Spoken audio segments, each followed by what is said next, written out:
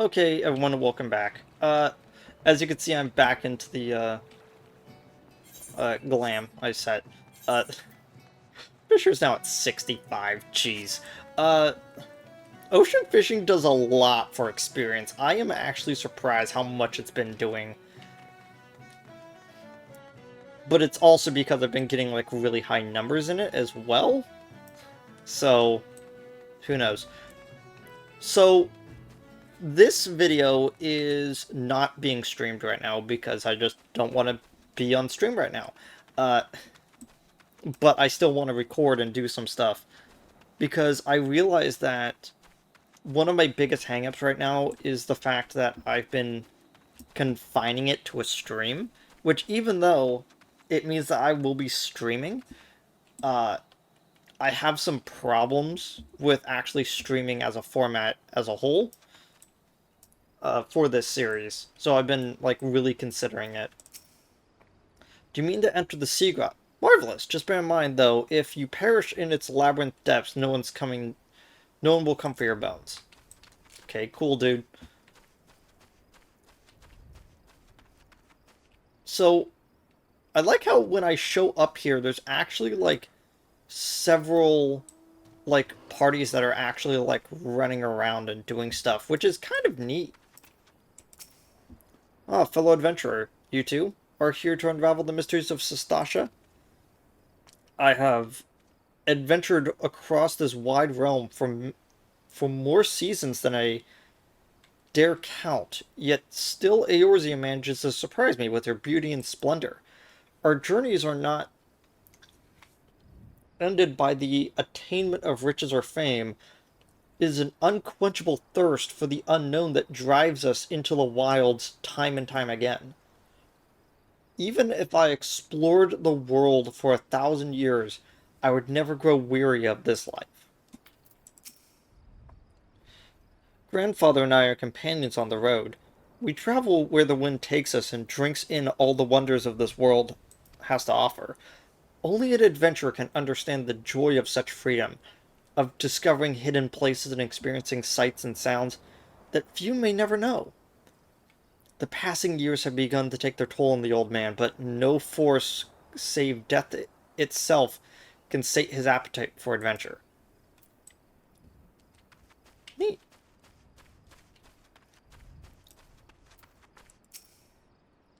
Just look at this beauty. Look at how she glows. You can almost feel the power running through her.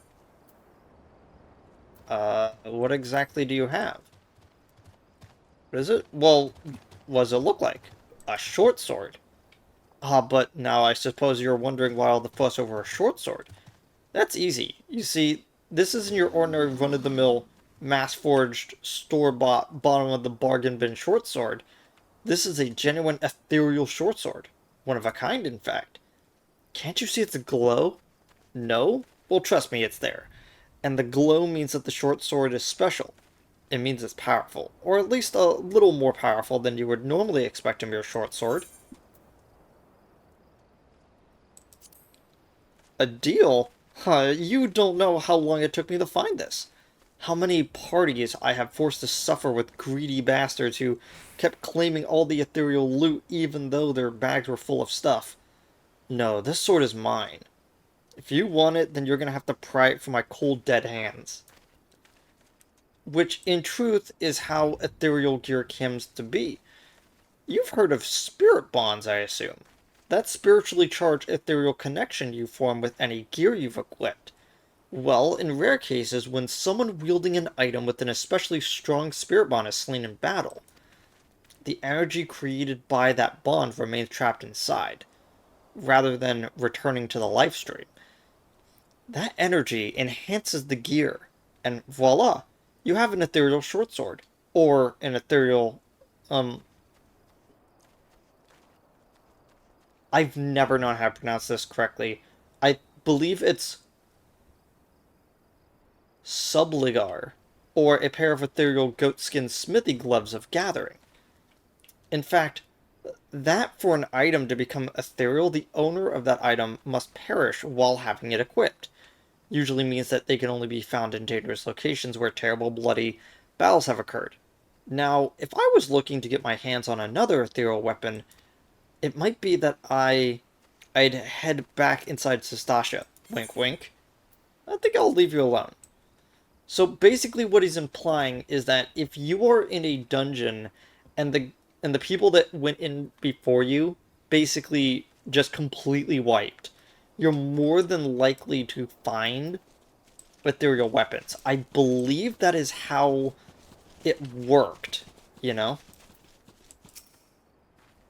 You don't have the look of a pirate, but none could be too careful on this island. Unless you have the proper authorization, I can't let you enter the Sestasha Seagrat. To enter Sestasha Seagrat, you must have made sufficient progress in the quest. Yeah. Oh, I have to actually talk to them. Right. What took you so bloody long, Etta? If me purse was too light, you'd might have considered using some of your own bleeding coin to get us what we need. We only been as useful. We've only ever been as useful as the contents of your pockets, and the gods know that you can barely eel a scratch. We took up the venture in life to take on big jobs and claim the big rewards. How are we supposed to do that when you can't even get our supplies in order? Hmm? It's the Balderon I was talking to. Well, we'll get to see who the glory.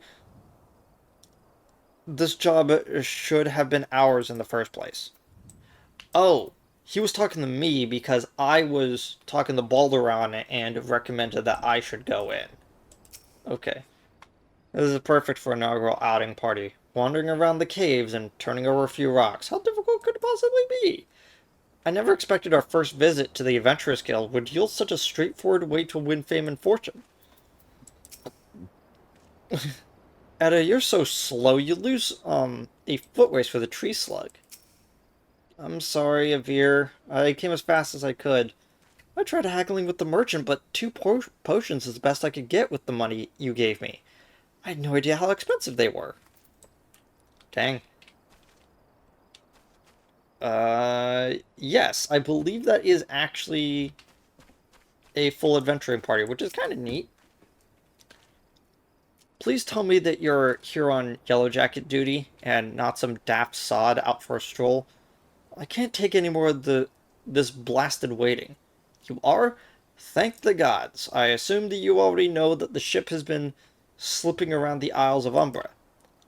Well, we've been on the lookout for pirate activity ever since the vessel was sighted, thinking a crew of cutthroats might have a den nearby. So when we received word that men of questionable quality has been seen passing in and out of Sestasha here, we weren't entirely surprised. I've yet to see them for myself, but this lot belongs to those fishback fancying serpent reavers. Well, you can imagine the panic it'll cause. The kidnappings are still fresh in people's minds. Anyway, your task is to poke around in the caves and find out exactly who we're dealing with. While you do that, I'll be keeping watch out here, praying you don't spot any blue-faced tattoos.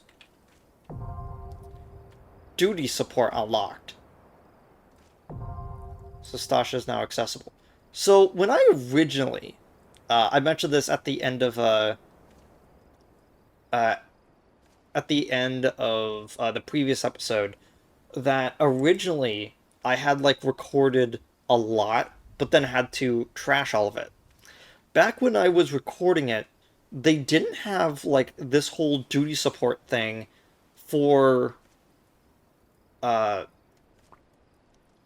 for A Realm Reborn. They just had it after Shadowbringers. So everything from like 5.0 forward had duty support, but now that they've started like going from the back forwards to kind of as they put it, help with people that don't want to interact with other players, it's very useful. You enlist the aid of allied players and NPCs alike to slay monsters, solve mysteries, and defeat the mighty boss lurking in the depths. Conquering dungeons is not only a time-honored tradition for adventurers, but also progresses the main scenario and tests your prowess at a given class or job with a timed environment. Intimidated? Fear not, dear adventurer, so for with a little guidance you too shall be clearing dungeons with confidence in no time. You may challenge a dungeon via two methods, calling upon the support of trusty NPCs, or by pooling your talent with other players, be they best friend or first acquaintance. No matter how you form your party, the trials that await you will be comparable with the difficulty and experience. No matter how independent and capable you may be, a dungeon is too mighty a challenge to overcome on one's own. By choosing duty support when accessing the entrance of any applicable dungeon, you will summon a balanced team of skilled NPCs to support you on your path to glory. Just don't forget about them once you're rich and famous. Yes? After choosing a to challenge a dungeon with NPC duty support, a party that perfectly complements your current class or job will be automatically created for you. All that's left is to register for duty, and you'll be battling monsters in no time.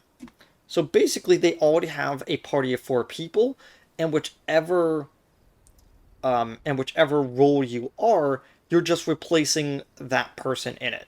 So they'll usually have like a ranged character, a melee character, a tank, and a healer, and you're replacing that person on the list.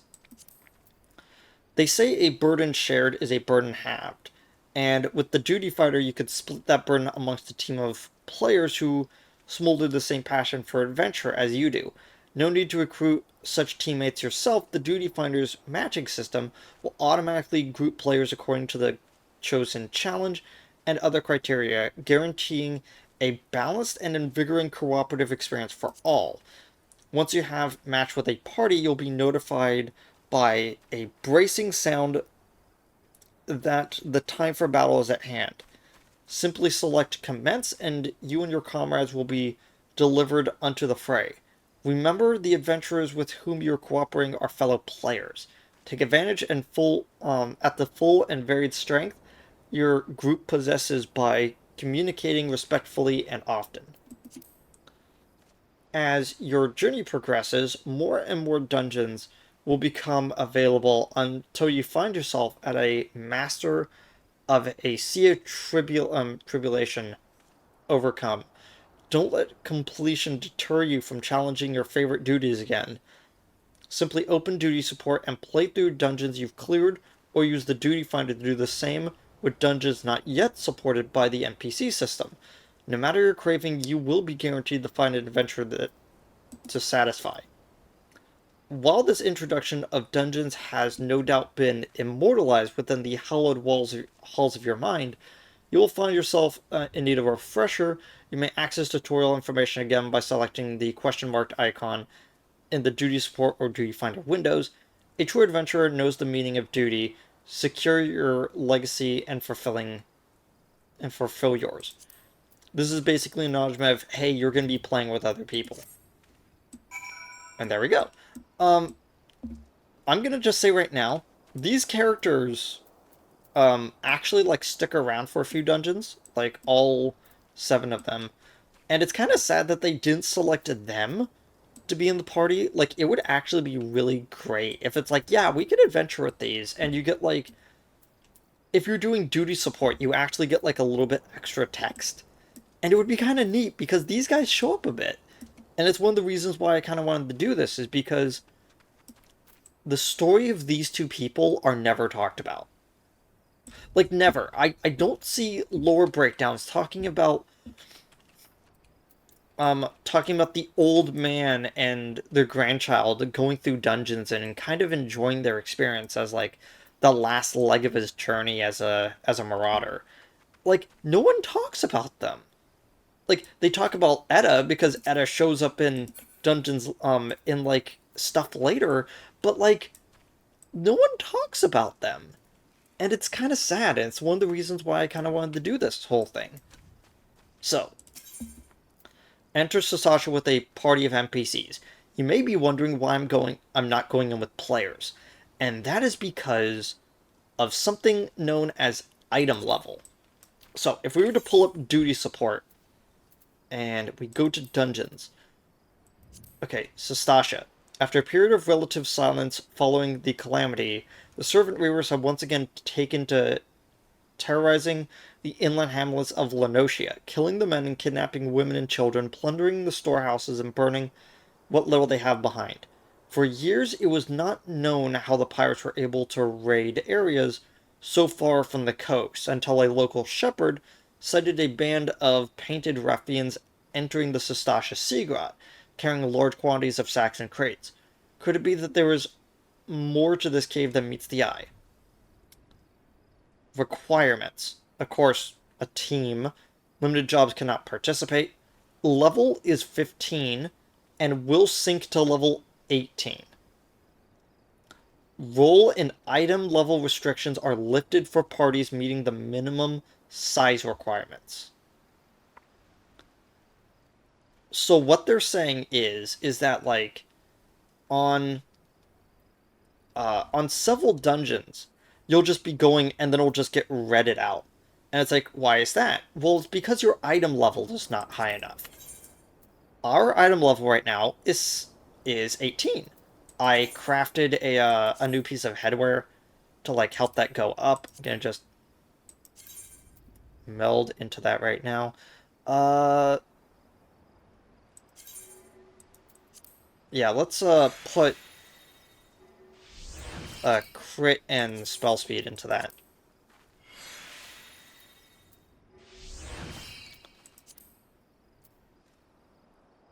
I accidentally bumped my audio.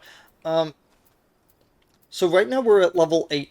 We're at item level 18. Like you can also see like a relative item level like on the characters right here. The reason why Gladiator is a little bit lower is because I haven't updated their side gear right here. Yeah, because I was more focusing on making sure that my casters have good stuff. But either way, um, that item level is not really downsynced when you go into a dungeon. Like, when you originally go into a dungeon and everyone is level 15 and everyone has this brand new gear, you're at the item level that is required for you to go into the dungeon. Like it is just on the level. Or like being at level like 18, you know? I'm level 18. And eventually you're gonna get to item level like clearly there's 4 digits, you know. Uh but one of the interesting things is that if you are going in up the first time, there will sometimes be a tank that is doing their daily like duty roulette for your dungeons, and you're just like, okay, I just need to do this really quickly. You go into a dungeon with someone that's never done Sestasha before, and they run ahead and just like demolish everything because their gear is just way over leveled. Even if it's like down synced a little bit and they have less abilities, they're still a competent player. Thanks for the upswell of music game. Can just like turn that back down a little bit. But doing the duty sport means that you're on the level. It also means that you're not going to get spoiled by mechanics. And it's rather interesting. Oh, okay, so it is going to be like a... Let me actually double check. If I go in as a paladin... The two, a lancer and a thaumaturge. Okay. Is there a way for me to actually select the... Let me see if I can actually do that. I believe it is in... Duty. Duty support. Okay. I don't think I can alter the group, which is kind of sad. I kind of wish that you were able to, like, manually switch out what the class is right here, but I guess we're just going in with a thaumaturge. Okay.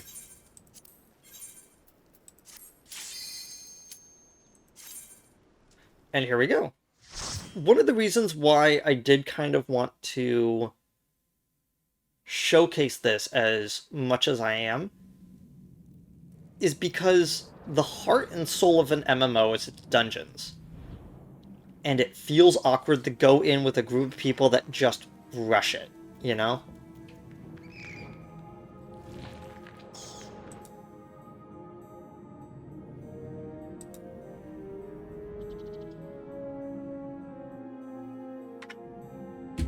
Welcome to Sestasha.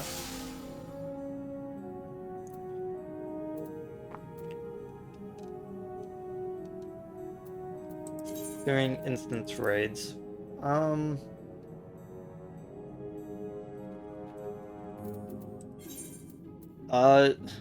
Right, just discover every location on the map.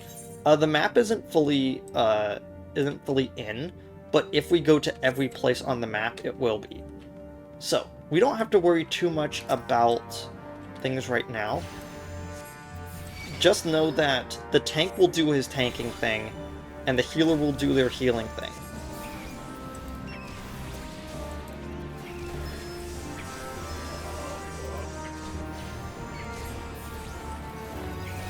Literally, like, if we were to go in with a full party, the tank would actually just, like, run ahead, and whichever DPS we had will just AoE all of them and just instantly destroy them. Which isn't really too fun for new players, and I could totally understand their reluctance to do that. It's the entire reason why duty support exists. And I kind of like the fact that they have implemented this stuff.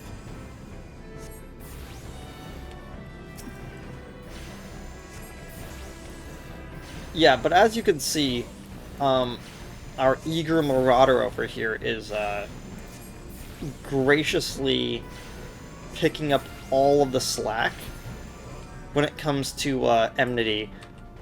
As long as he's doing at least one piece of damage on them, he's already got them. So doing an AoE with them is super important. You find a bloodstained scrap of parchment with a message scrawled upon it in faded ink. The captain likes his cabbage green.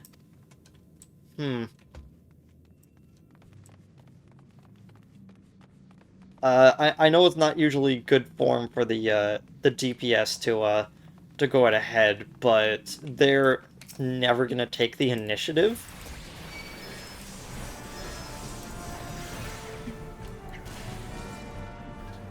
See that? Like, he did his little, like, AoE, and now they're all pulled in. It's kind of neat. Like, we're gonna showcase that thing when we go to the Thanalin dungeon.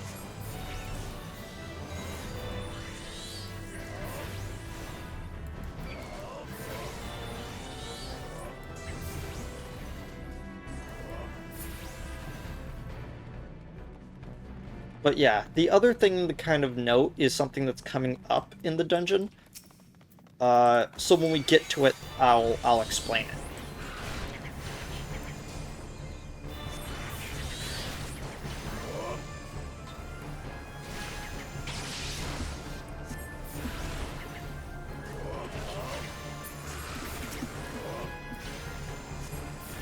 Yeah, the only real downside about playing casters is that by the time that they have cast their ability, if the enemy is just down, you're gonna just target their body, and it's kind of awkward.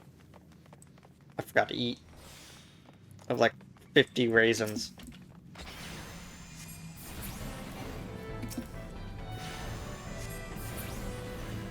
So those, like, fireflies are pretty simple to take out, but they will just continue to keep spawning as long as this giant crab is up.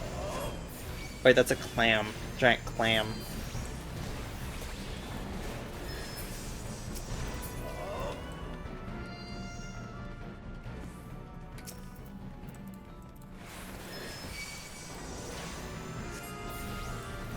And as you could tell, I'm taking this a lot slowly than most people would ever do that in a regular party. And I don't know, there's something so charming about going through it slowly that when you're at like max level, you don't normally do. It feels nice to have players that aren't running ahead every 2 seconds. And as someone who mains a healer, it's also really nice to have a tank that actually does their job. Slight shade thrown onto them.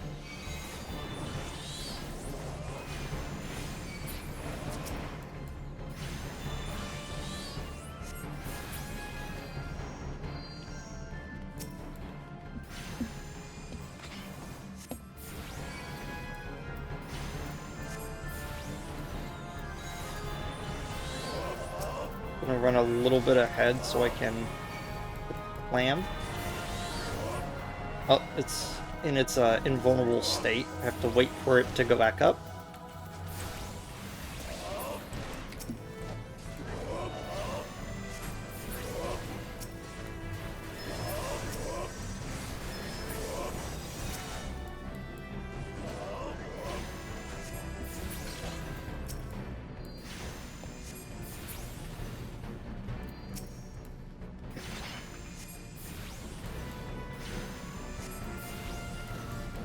Yeah.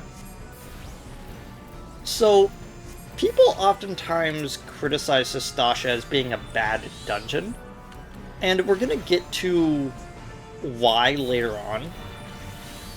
But I actually do wish they still had old footage of me going through some of the dungeons, because when Endwalker came out, they actually changed a lot of the A Realm Reborn dungeons to fit with the type of level design that they later do for other dungeons, and I don't think it fits for a lot of them.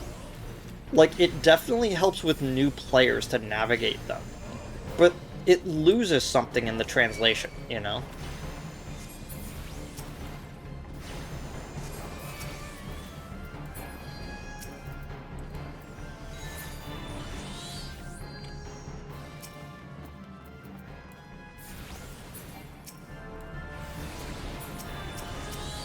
Check clam. Whoops. I didn't realize it had already gone invulnerable.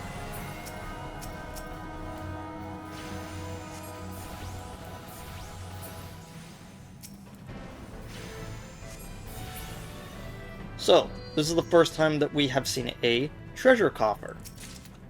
Usually what would happen is that if we were in a party of people and a treasure coffer shows up, we would have to roll on it like a dice. And oftentimes, like, I would show it off, but I honestly think that, like, me explaining it should suffice, but it's like,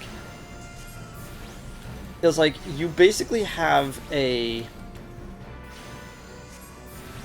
1 to 100 that you can roll. Well, technically it's 0 to 100. No, it's 0 to 99. There we go. And if you roll anywhere in between those, whoever is higher up will get it. But there's also 2 channels. This is something that I need because I can use it for my class, and I just want it because I'm going to sell it later. It's a fairly simple system, but there are a lot of times in which 2 people really need the weapon and then it doesn't work out. So, the text on the Bloody Member said green, and that's the all the information that you need to figure out, like, which scroll to interact with. If you interact with the other 2, it will actually, like, poison you. So,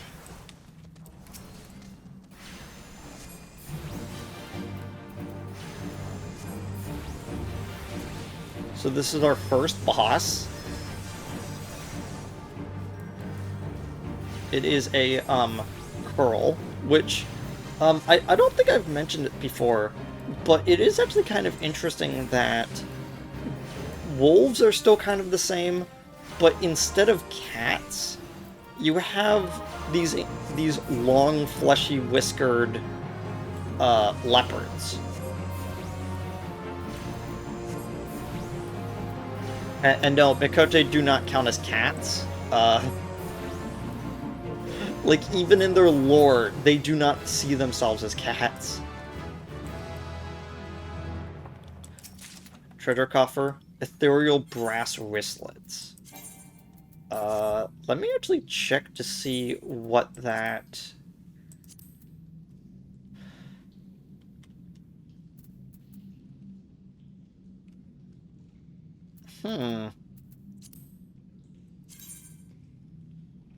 So, same vitality, same intelligence, same mind, one less direct hit rate, but it's going into determination, and instead of spell speed, it's critical hit. The game is dictating that the +1 critical hit is better than the +1 in determination with the +1 in spell speed. I'm gonna just say that even though this is like 6 and 6, and it's probably taking it off of the +2 in direct hit rate is not the thing we actually need on this class. It's more of both of those, so I could just replace those. Okay. Inconspicuous switch, you say? Oh, there we go.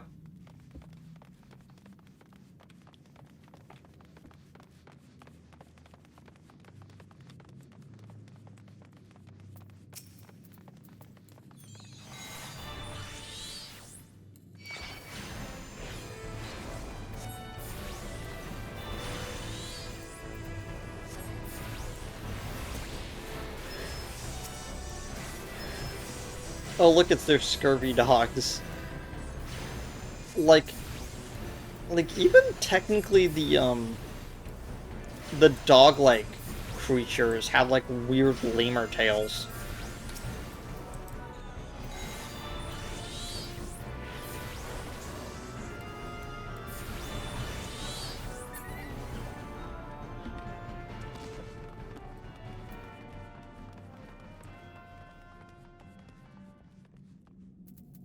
Oh, I forgot to point out, uh, they've actually been saying things. So at the very beginning, when we started, the Conjurer said, "This cavern is strangely beautiful." And when the boss showed up, the Conjurer, said, "The door's guardian, no doubt." Like, I wasn't actually paying attention to the, fact that they were saying text. How'd you find this place? Don't worry about that, dude. So, we are now able to do something called a limit break.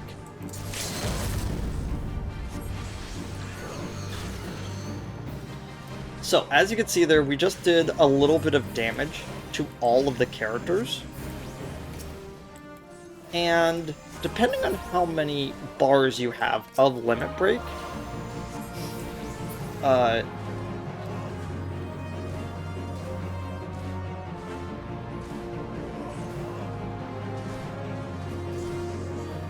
yeah, depending on how many bars of limit break you have, it will do more and more damage, more and more healing, or more and more protection, depending on which class you're in. And we'll actually change things up. The Acolyte's Robe. So, the Acolyte's Robe is, if I remember correctly, the exact same as the thing we currently have on. The only difference, it's got a slightly different design. Ooh, look at that! Now it's green. But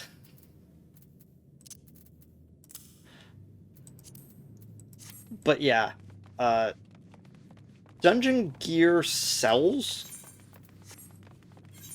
Actually,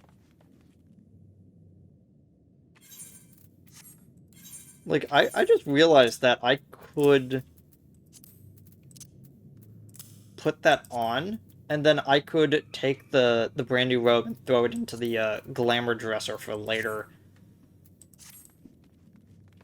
There we go. So, this is one of those moments in dungeon crawling that is called, please do not let the tank die. If you pull too many things in, the tank will start to die. And as you can see, there's actually like a few places around here. Since we have the time and ability, we are going to be showing all those off. We came up that way, so we might as well just show this one off first. Oh. Forgot there was someone here. Oh, that guy.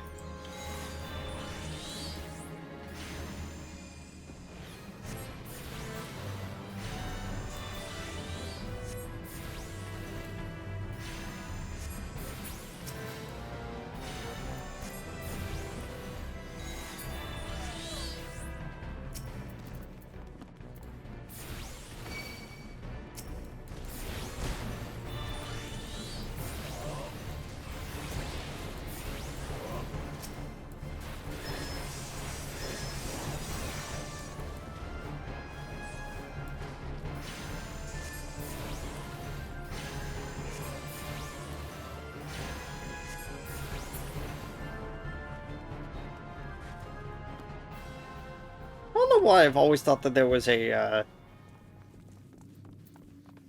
Oh, when, the boss ran off, he's like, where's, our conjurer's like, where's he run off to? As we keep on our guard. Yeah, it's like, stuff like that is really interesting, where it's like, oh yeah, we're gonna just inject, some dialogue for us.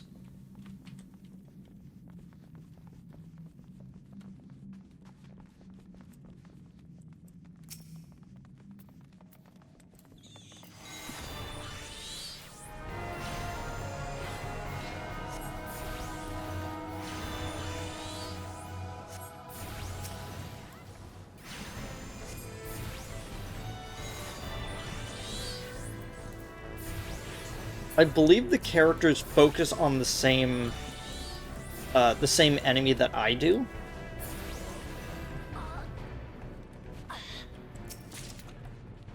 A gladiator's plundered arms. So you'll notice that it actually like showed up in our stuff and not actually in our like armory chest. And that's because if you view the manifest, it's actually 2 items as one.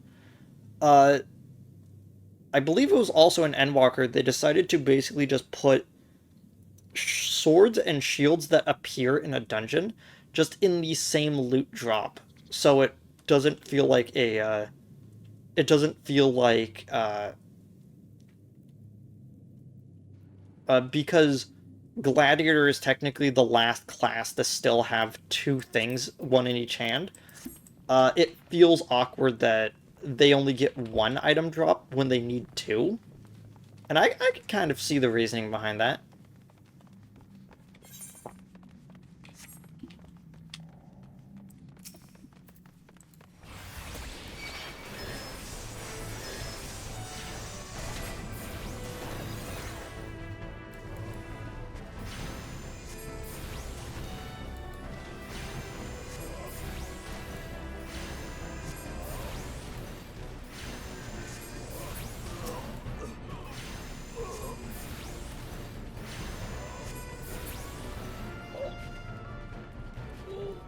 And is there something back here? Nope. Okay.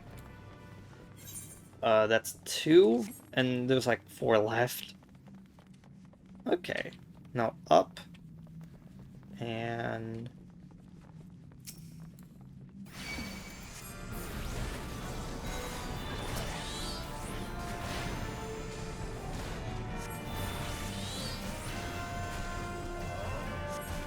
I'm gonna just say right now, considering that both Shadowbringers and Endwalker both had tank as a tanking character as their cover character for the representation of the main character, it makes sense that a lot of the duty support stuff is more focused on you playing as a tank than as you playing as one of the DPS.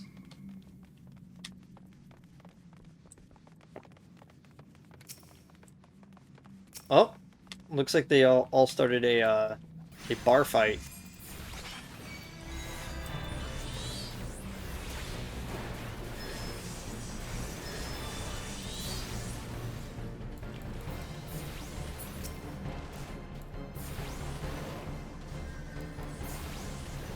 This is definitely one of those moments where I'm gonna hope that our healer knows to keep healing.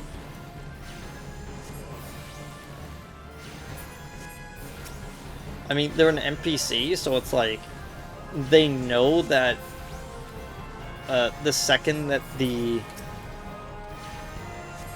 tank gets below like 50%, they need to start spamming as many healing things on them as possible, but like, they're also an NPC, so I can never be sure.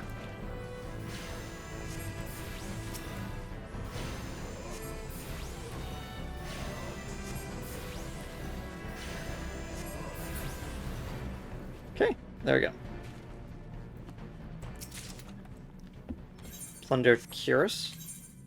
So that is also gonna go for our tank? Yes.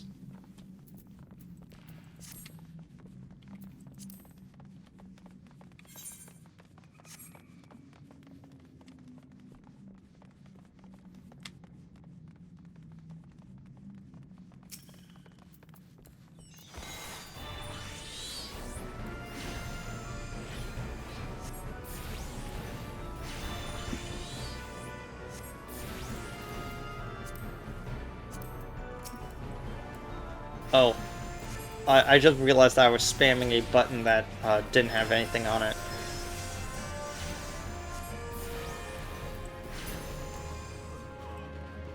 Key to the hole.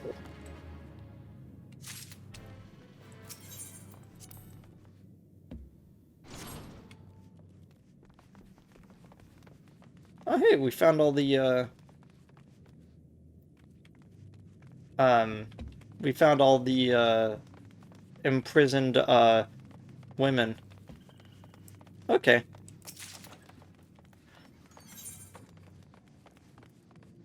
Hopefully they will hopefully we will alert the guards on the way out to come and collect them. Because it would be rude if we didn't. In case you're wondering, the first 3 dungeons actually share the exact same loot pool.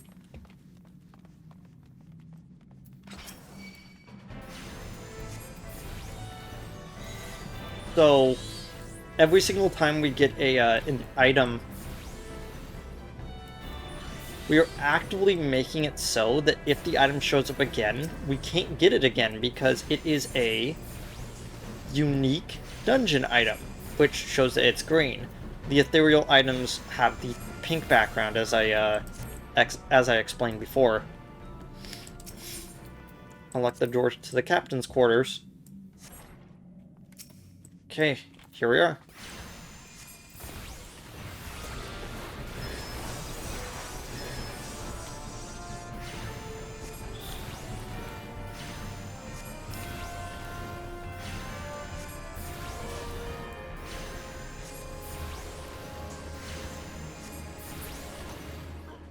There we go.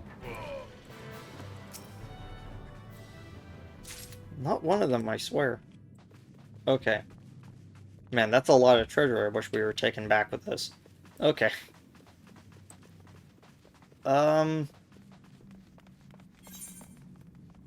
Okay, so the final one is this door over here.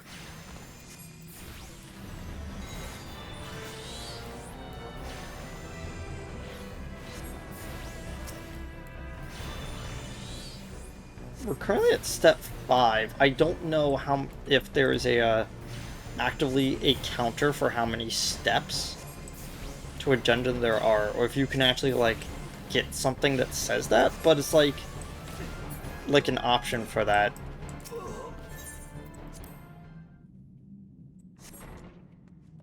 Defeat Den the orca tooth.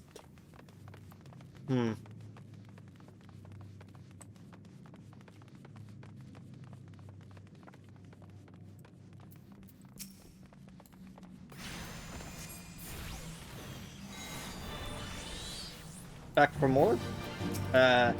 Technically?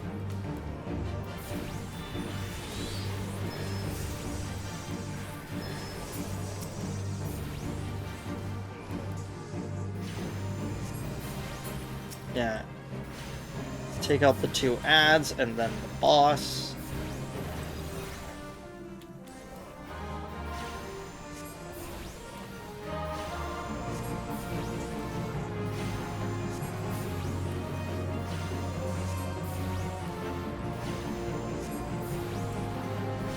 As you can see, with the green outfit, I look a lot more like a summoner, you know? Captain Madison releases the scurvy dogs.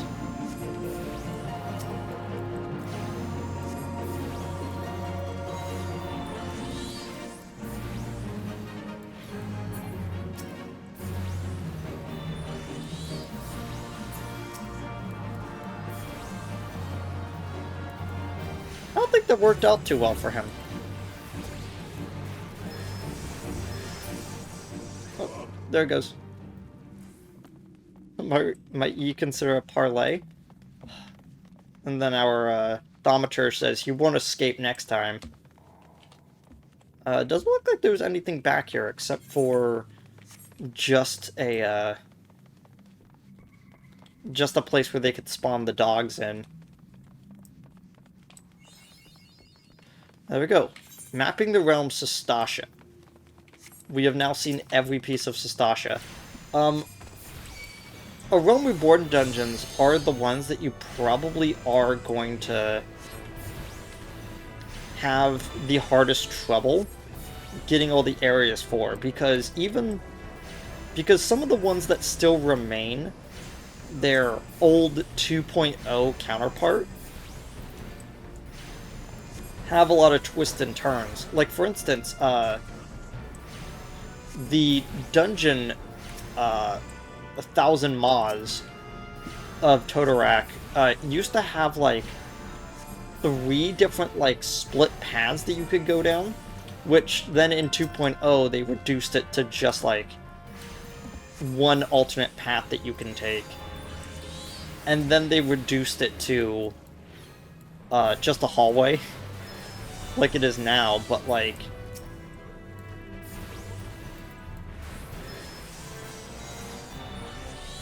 But that's okay, because, like, it's a lot easier on people, and it makes it a lot less claustrophobic, to be honest. No, don't target the guy way over there. I didn't mean for that.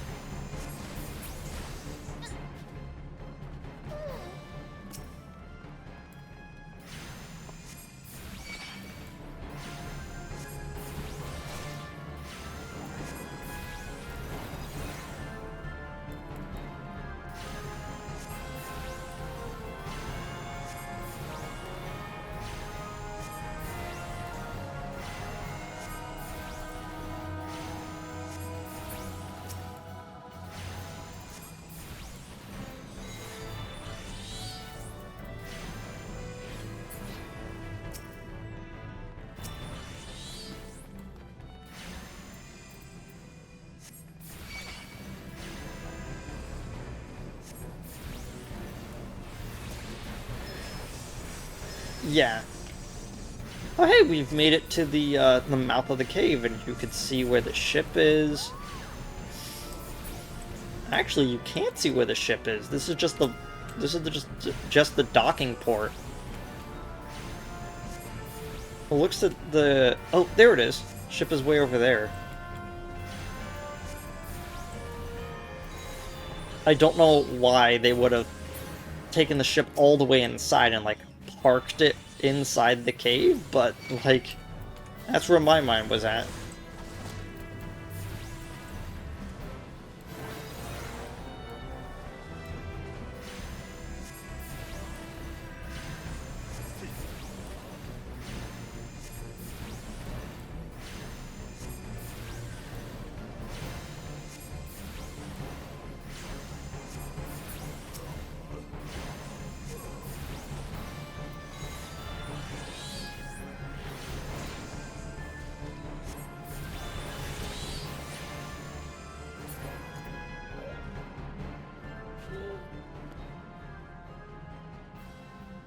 It doesn't look like there's, like, any, like, extra chest back here. I'm not entirely sure why I thought there would be one, but it just feels like that if you had gone through the trouble of defeating all those enemies instead of running around the outside of the place to encounter the least of them as possible, you should have gotten at least something. Boss ain't gonna like this one bit.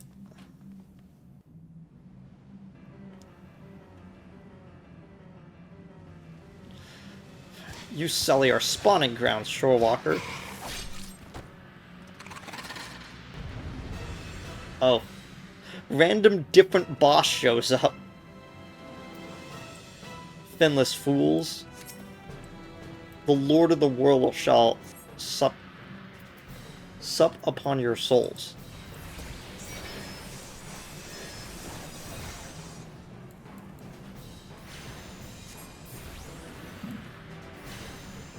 As you can see, now that we've gone into the boss fight, we have a second limit break bar that is now filling up.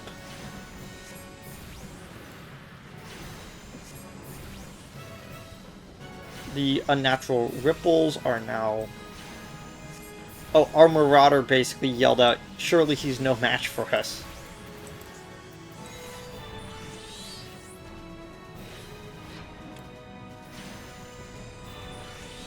And we are actually not going to have enough time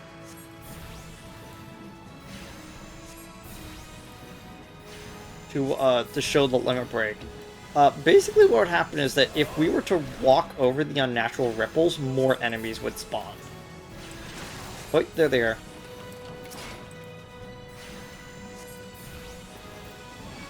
But yeah.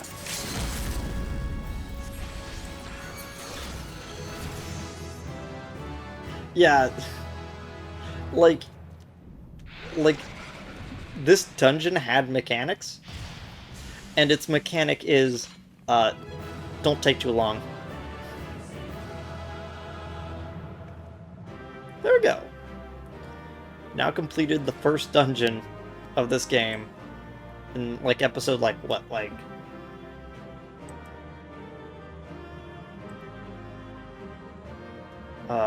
episode 13? Yeah, episode 13. Oh,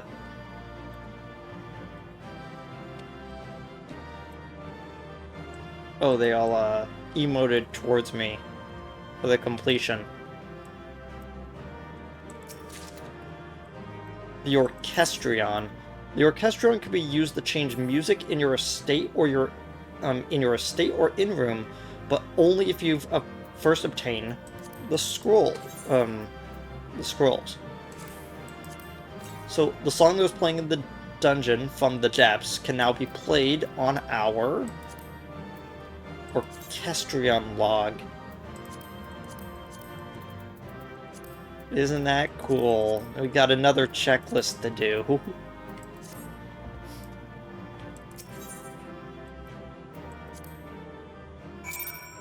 And there we are.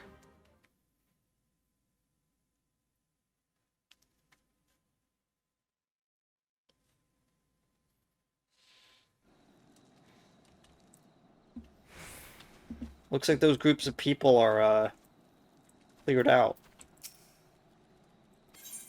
He's still here looking at his sword. I think he's still gonna be here looking at his sword for, like, the next, like, 3 years.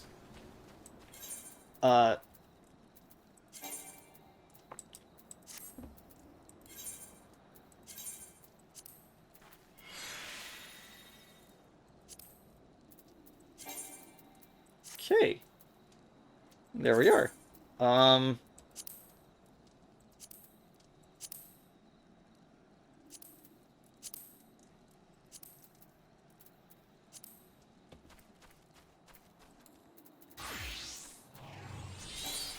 White Mage still has all the same stuff, which is fine.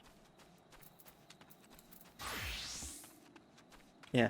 I kind of like the green and red and then blue contrast. It really makes them feel like a, well, oddly enough, this is the look of a Final Fantasy character, you know? Like, I don't usually... I'm probably not going to say that as you're clipping into my hat, Bird. This is the design of a Final Fantasy character, you know? The contrasting colors to show the dynamic color palette between them. It's neat. I like the way that my character looks right now. Like, it's...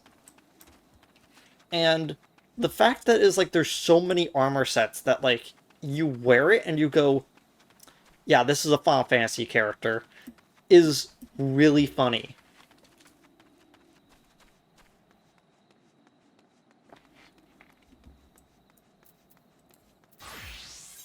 Let me actually, I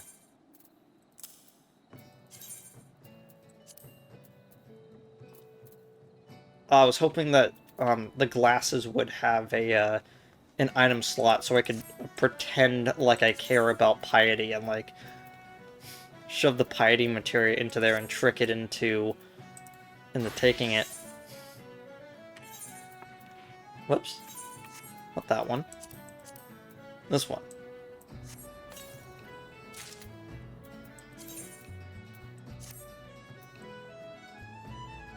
Honestly, they look pretty good.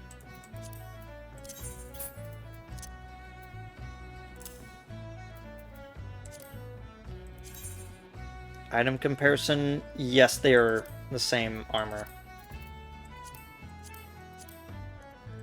Did I get something else? Oh, right, it's the bracelet. So, you may have kind of figured it out by the way that I just turned off the glamour plates, but as of right now, I kind of like how the little side parts right there is the sword is slipped into one of them. It's definitely not intended to be like that, but we're slowly shifting our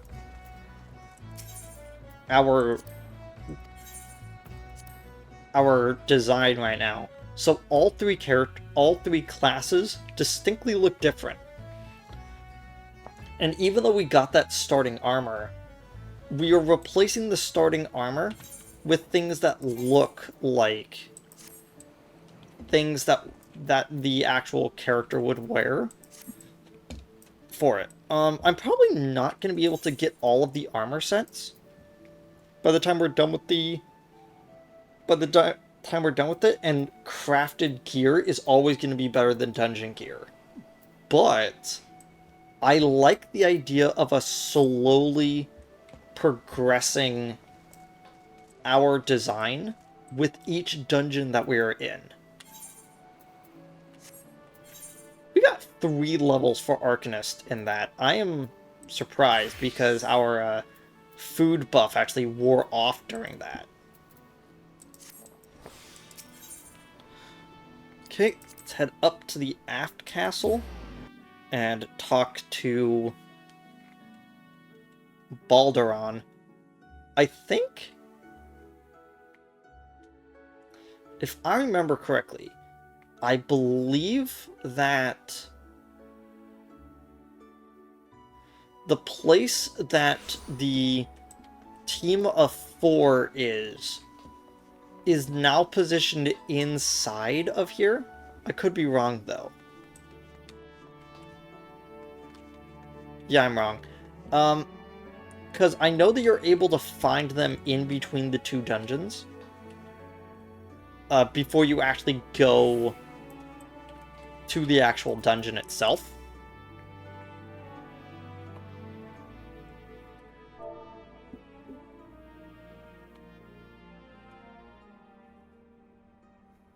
Aye, such a task was on the books. Was, mind. I'm afraid that ship has already sailed, friend. Ah, might you be the adventurer who accepted the job of investigating Sestasha? Yeah.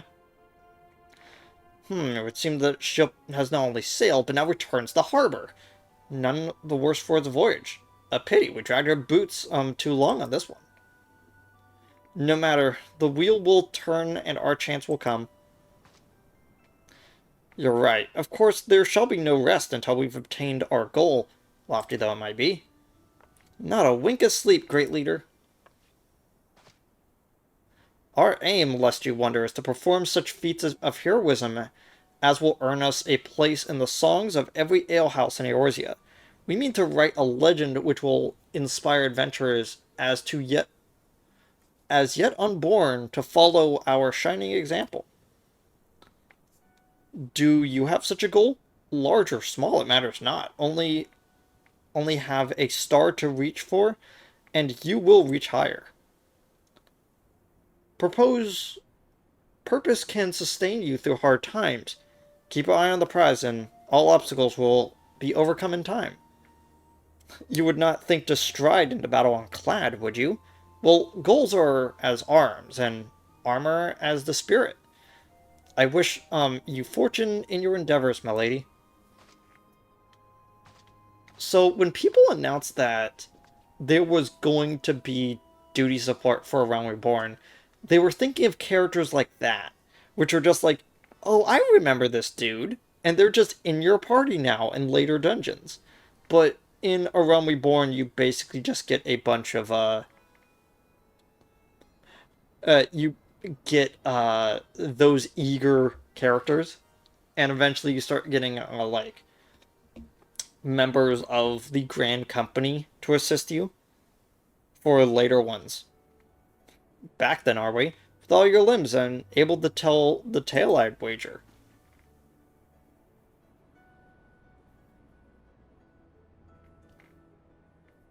Fishbacks, and here I was thinking that I would only have to crack a pirate skull or three. 7 hells, and you turn your back for 5 bloody minutes, and the scaly bastards will have set shop on your bloody doorstep. Still sounds like you left them in pieces. I don't suppose they'll be carrying out whichever mischief they was planning. Unless they were planning on feeding themselves to the fauna of Sestasha, of course. Any road, all's well that ends well. On behalf of Limsa Lamensa, I thank you for shedding some light on this mystery. You've lived up to your reputation. I could ask ye for no more than that. Now, I bet you're dying for a rest, but just in case you're not, I was wondering if you might be interested in taking up another job. It just so happens that I've had a request from our sister guild in Gridania, see? Seems the forest folk are in need of a venturer that can get things done. For them to ask for help like this, you better not, the you can bet the task won't be no skip through a sunny glade. But after the way you've dealt with our fishback infestation, I doubt it's anything you can handle. Give us a shot when you're ready, and I'll lay it out for you. I switched over to healer so we can get the ambient XP for completing this mission.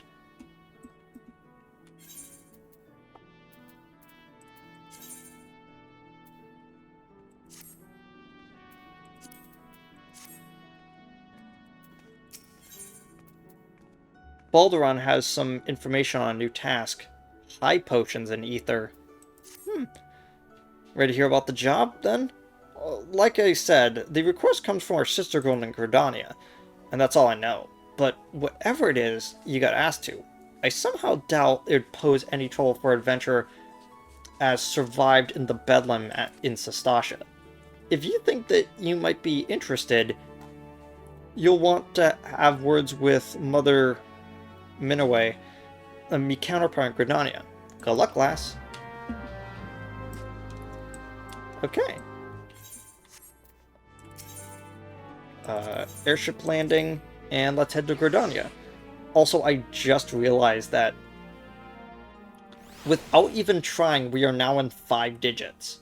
Like, remember when we were struggling to even maintain, like, 100 gil? Gil is basically of no object right now. Like, so we can just, like, keep running around and doing some stuff. Even teleport, but, like... And all of this is because of the challenge log. Like, think about this. We just need to complete, like, one more challenge. Which I was doing through, like, crafting and, like, catching fish and stuff. We just need one more and we get another 10,000. Like, all we need to do is, like, run and do, like, a few fates or, like, actually complete dungeons. Oh, yeah. The one thing we're not doing is that we aren't voting in player recommendations. We would be doing this if we were actively going into dungeons with other players, but we just aren't right now. Oh, we just need to... Yeah, we just need to do, like, a few more things, and we're, and we've got that extra 10,000. Like, that as a source of gil and experience is not anything to scoff at. It is really substantial, you know? Okay, here we are in Gridania. Take a seat wherever you like, friend. Our waitress will come and take your... Oh, not here to dine? Dare I hope that you're the adventurer Baldurin sent word about. You are, the matron be praised. Allow me to introduce myself. My name is Minaway, and the Carling Canopy is my place. With regard to the task in question, there was a fair bit to tell. Let me know when you're ready to hear the details. I shall brief you.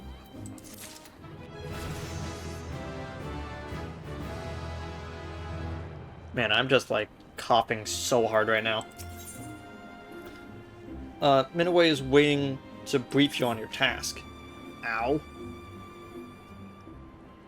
I'm so glad you didn't, like, my microphone is not actually, like, on my headset anymore, or that would have been really loud. Ready for that briefing? Good. Now then, here's the long and short of it. Begs pardon for interrupting, Minaway, but our heed grows ever more pressing. Have none stepped forward? Good evening to you too, Bowlord. Your need must be pressing indeed, for you to honor us with a visit. Good news is, your journey hasn't been wasted.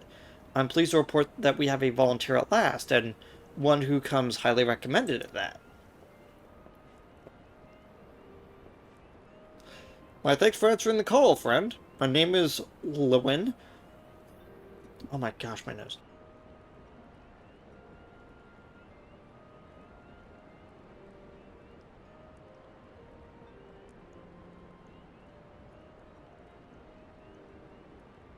My thanks for answering the call, friend. My name is Lewin, and I lead the men and women of the God's Quiver. Now time is of the essence, so I shall proceed directly to the heart of the matter. We wish that you nip a potential threat to Gridania in the bud. Beneath the central shroud lies an underground burial site called the Temptara Deepcroft. A place was once a Gilmoran settlement, but we Gridanians have long interred our dead there. Of late, however, shadowy figures have been seen skulking around the Deepcroft, with ever-increasing regularity. Based on the accounts of various witnesses, we suspect that these individuals belong to the Lambs of Dalamud, a doomsday cult which sprang up prior to the calamity. These zealots have proven themselves dangerous in the past, and we leave them to their own devices. At our peril. Ordinarily, I would have dispatched my best men to scour the Deepcroft with the orders to flush the cultists out. Alas, the calamity decimated our ranks, and the limited forces at my disposal are constantly required to keep the Ixal at bay. The birdmen have grown restless of late, and I fear a storm may be brewing in anticipation of this. I have been compelled to spread our forces throughout the Trollswood, lest we be taken unawares. The situation so being that we must turn to others to deal with the Lambs of Dalamud. We can rely on you to undertake the task, friend? Ah, you have my gratitude. Once you have seen to your preparations, pray make your way to the Deepcroft and identify yourself to the guard post at the entrance. He'll appraise you of the latest developments, that's all. Be careful out there, you hear. May the crystal guide and keep you.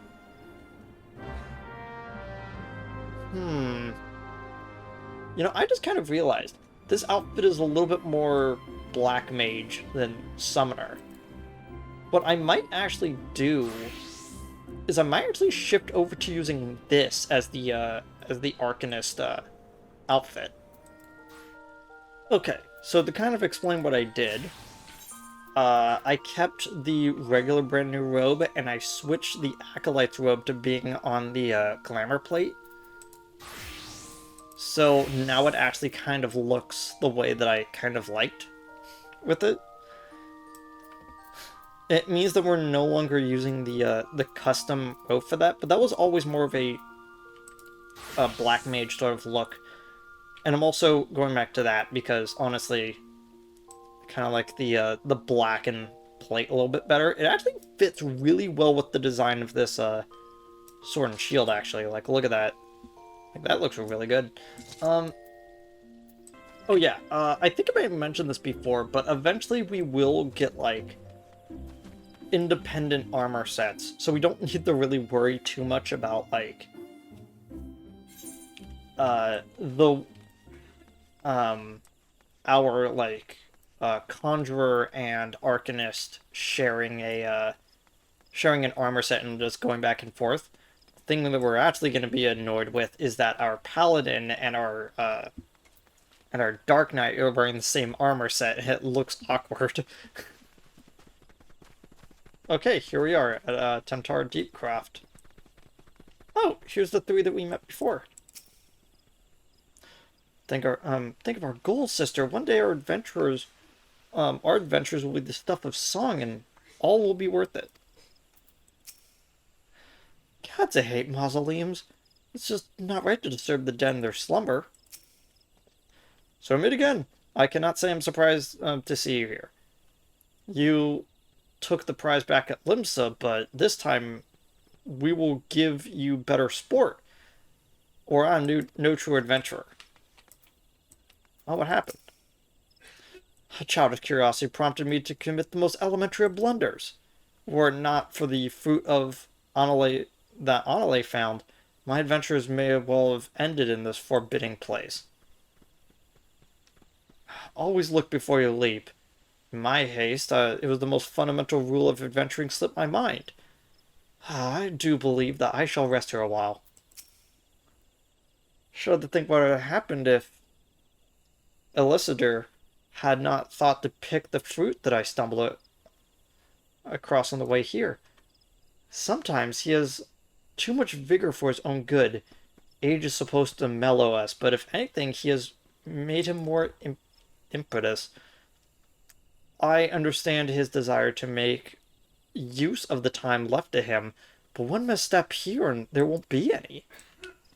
I do kind of like how they subtly say, maybe you should actually, like, eat food to gain their buffs? By order of the Elder Seedseer, the Temptar Deepcroft has been placed under control of the Wood Whalers, and entry restricted to only those who meet the strict conditions instilled by the Stillglade Fane. You're Blue Cashmere, I take it. Thanks for helping us out, friend. No doubt the Bowlord has already informed you, but your task is to enter the Deepcroft and purge it of the Lambs of Dalamud. In case you're unfamiliar with them, the cult emerged shortly before the Calamity to put an end to the 6th Astral Era. The cultists took the Lesser Moon Dalamud for their god, believing it would deliver them from devastation. And so they were rather disappointed to find out that Dalamud exploded into 1,000 flaming pieces before it could complete its descent. Now, having seen their god turn to ash, one would think that the cultists would feel moved to question their faith. On the contrary, it served only to stoke the flames of their fanaticism. The Lambs of Dalamud are convinced that the heretics, that is to say everyone but them, interfered with the coming of their Lord and Savior, and that it's now their sacred duty to avenge him. Whatever they are doing in the Deepcroft, you can be sure that no good will come of it. For the sake of Gridania and Eorzea at large, put an end to their madness. Sure.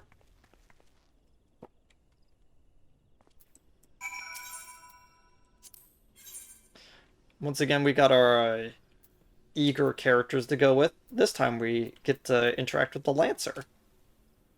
Since its establishment during Gilmoran times, the subterranean crypt has been used for generations as a final resting place for the remains of rulers and nobles. Since the Calamity, however, the tunnels have become overrun with the Lambs of Dalamud, a deadly cult who worships the now-fallen satellite of their savior. It is in the Deep Croft that these twisted souls silently plot revenge against those who fought to prevent the advent of Dalamud summoning any dark presence who will aid them to this end, no matter the cost.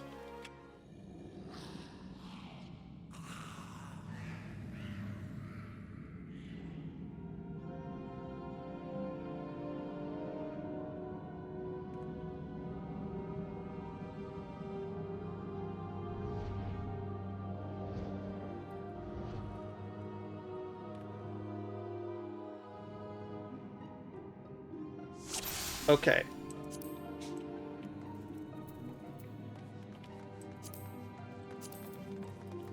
The Lancer is saying, got nothing to be afraid of, right?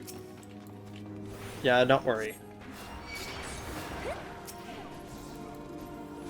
Just focus on doing damage and I will...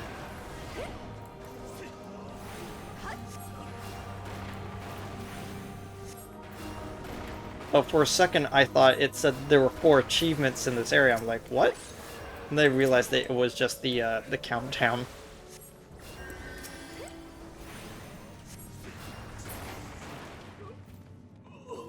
So, the Tempter Deepcroft is a little bit less organic. You can tell that, like, a lot of the areas are just, like, as they said, they're ruins. So, like, there's going to be a lot of twists and turns to them, and there's going to be a lot more side paths. And because we're doing this without actual people around, clearly we are going to go down those paths. So an interesting thing about healing that you need to know is that characters will start regaining health very quickly after they are out of battle.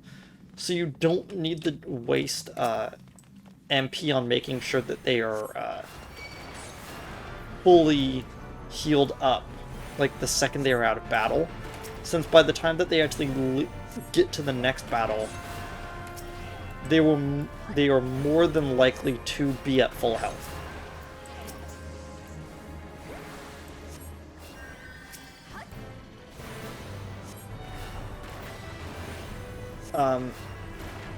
To be honest, the reason why I like healing so much in games is because you could kind of like step back from the fight and kind of look at everything. And you can't really do that when you're a tank as much because all the enemies are swarming around you, and if you're a DPS, you're usually focused on your rotation. As I kind of said, healing is a lot more casual than, or at least I view it as a lot more casual experience of going through the dungeons. Like, there are certain dungeons that are incredibly painful to go through as a healer, but that's usually just because the tank doesn't know what they're doing and underestimates what level the healer is at.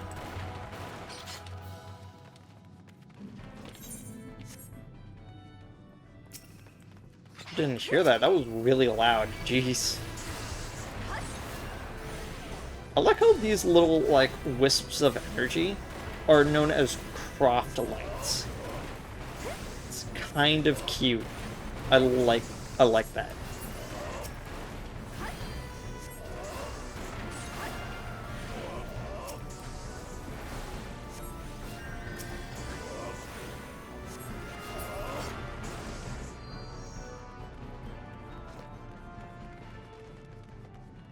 Yeah, I always forget if there's like which areas have lore on the walls and which ones are just like side paths for like slightly more enemies.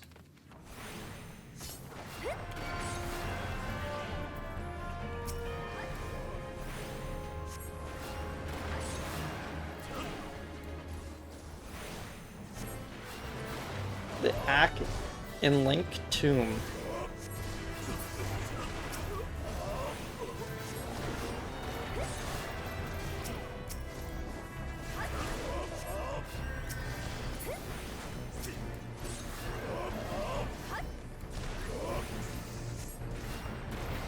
I'm constantly on the lookout to see if there's, like, any chests around. Like, again, I'm not gonna get all these sets of armor from every single, like, dungeon, but it is kind of nice to see your outfit slowly change as the, as you go through the MSQ, you know? Unfortunately, you're never gonna have an experience where it's like, oh, you're just using the class's armor set for the entire dungeon.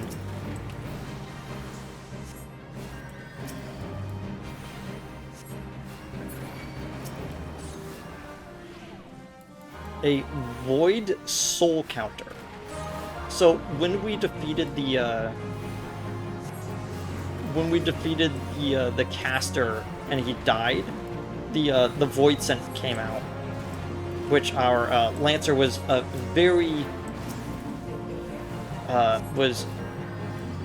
wanted to impress onto us that it was in fact a Void Scent.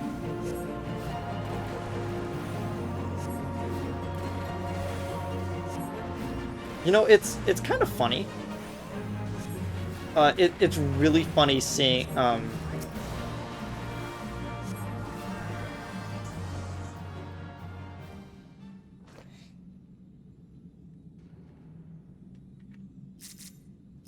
there we go. It's control and scroll wheel. I was trying to figure out which one was that. I think shift and scroll wheel is going up and down the enemy list. Another pair of Acolyte's half gloves. So the thing that we are currently wearing on our summoner. So unfortunately we're gonna have to lose out on that one, but it's fine. Okay, it looks like we have 3 more of those to take out. Because only, like, what was it? Certain game series have rules of numbers, where once you do something the first time, you make the second one easier, and then you make the third one harder.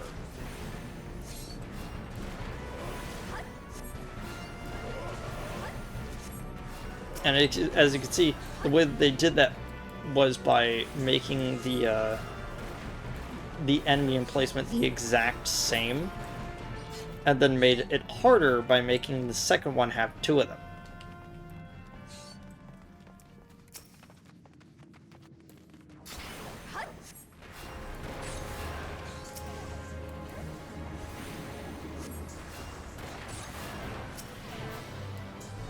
I don't like the fact that okay, I read that as fleshy swarm. I'm like, ugh.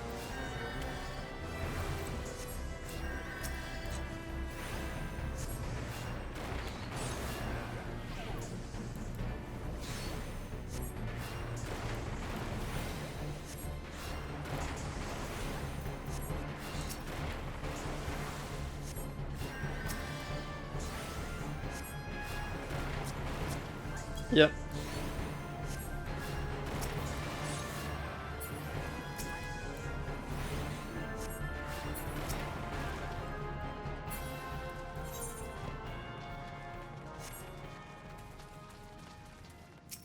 Technically, we didn't need to go down here to complete the map, but we did need to go down here for the treasure.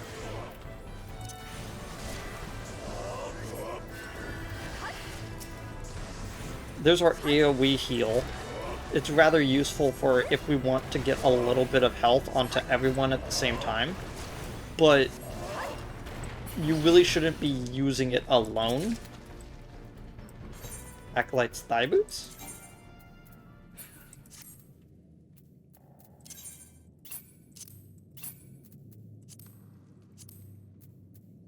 One of those. Now we're gonna leave it up for a...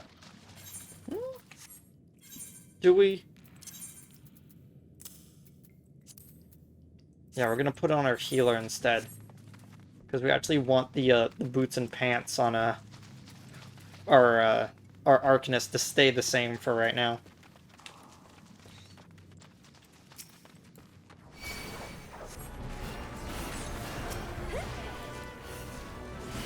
Deepcroft Mightlings.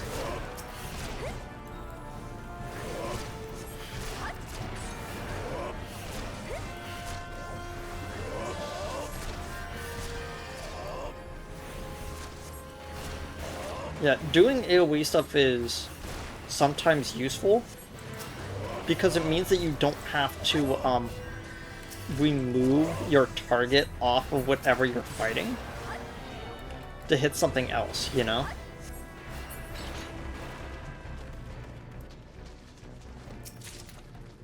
Plundered trousers. That is... Oh, we also got a plundered grimoire. Yeah, that's slightly better than the book we made, but is not the same damage potential, so that one's probably not going to be picked up. Plundered trousers, which is for our tank. Okay.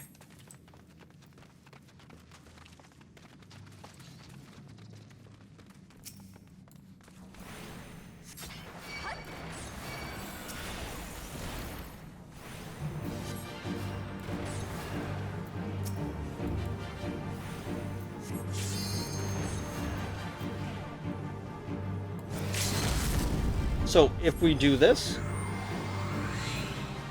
we end up healing everyone in the party a little bit. So you rarely want to actually do it as a healer. Especially since the level 1 is, I believe, single target, so we use it on ourselves.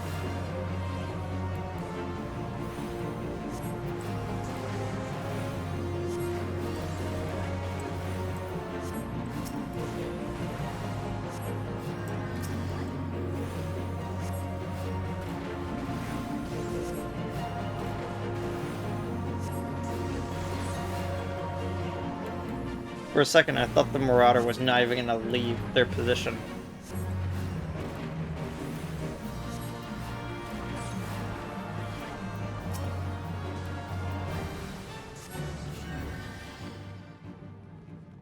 Our thermometer was like... It's like, woo, the altar is clear. Can y'all stop moving? Oh, we got a piece of the Foe Striker set, which... we can't equip, but it's for, it's the version of the melee DPS armor. I wonder if the tank will be able to pick it up, but I kind of don't want to.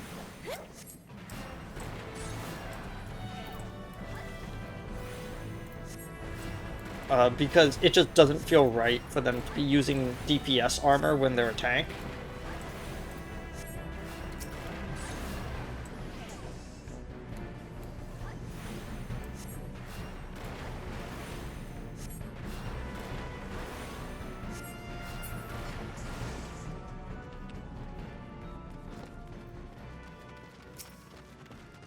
As you can see, I didn't even heal him that whole battle, and he was already back with the full health when I got out of battle.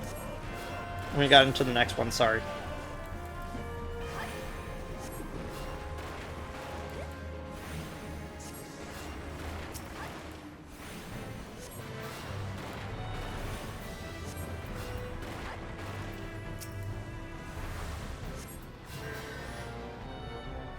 Man, my lungs have not been kind to me today. Huh?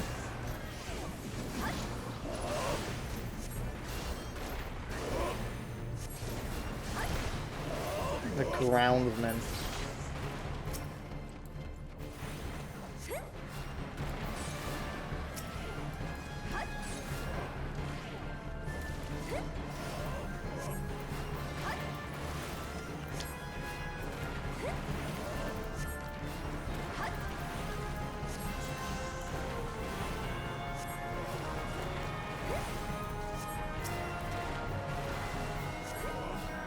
Like, even if I have, like, keybinds to, like,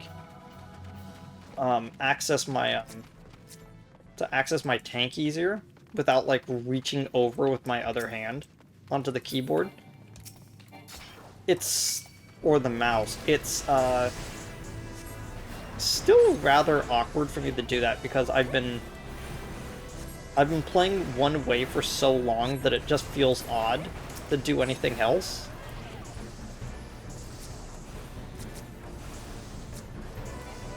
Like, I had to, like... I had to kind of, like, fiddle with it a little bit, you know?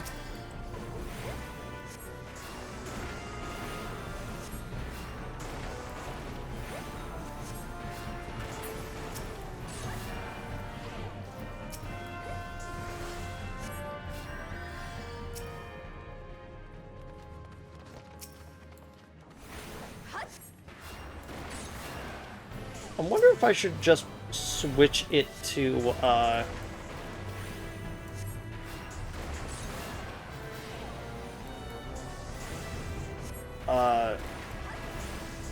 press in Control and Shift, and then instead of mouse wheel, it's, just clicking scrolls through it instead.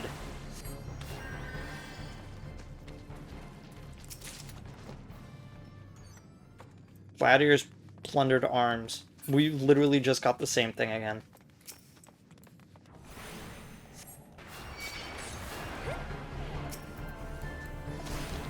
I was hoping for something else other than the paladin to get their armor again, their weapon again. But you know, that's how dungeons are sometimes. Sometimes you have to run them like 20 times to even get like the singular thing you wanted from them.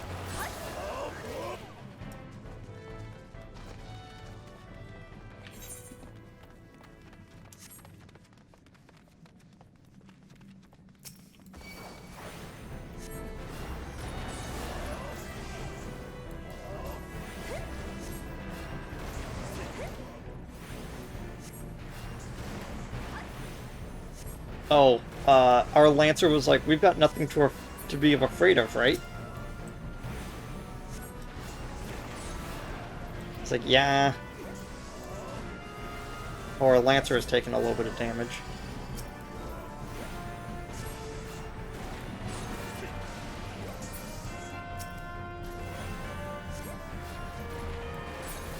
Okay, there we go. Sealed barrier. An impenetrable barrier prevents all further progress. Wonder if we should go down the other path we, at a cultist rosary.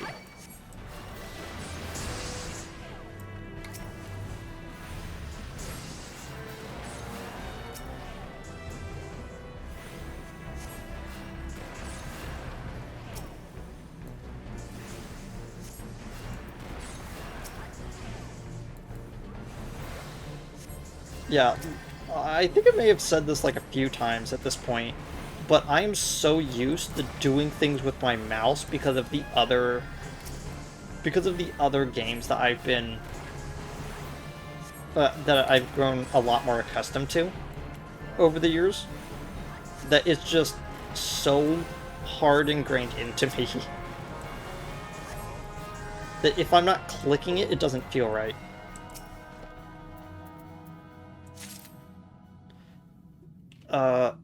The ethereal field protecting the cultist rosary has been weakened. You have now obtained it.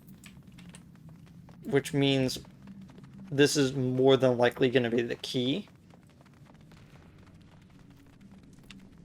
Walking the sealed barrier.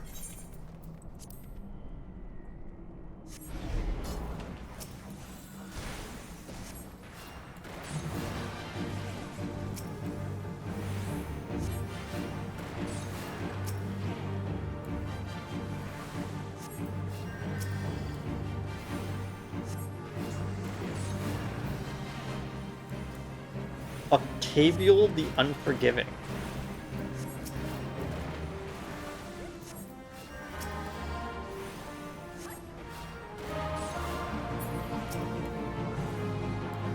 don't think the other cultist had a name.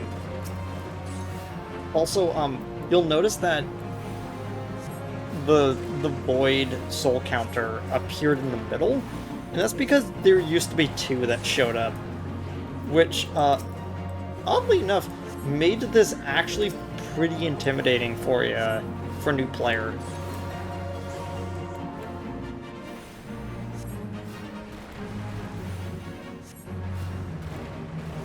Y'all are lucky that, the game counted you as being out of that AoE.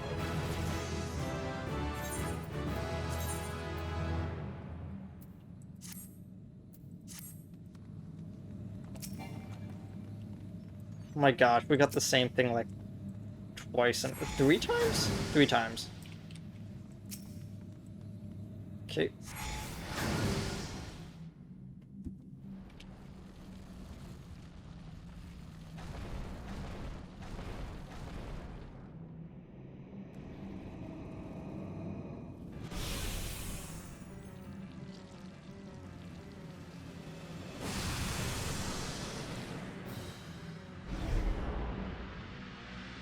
Who summoned me from the void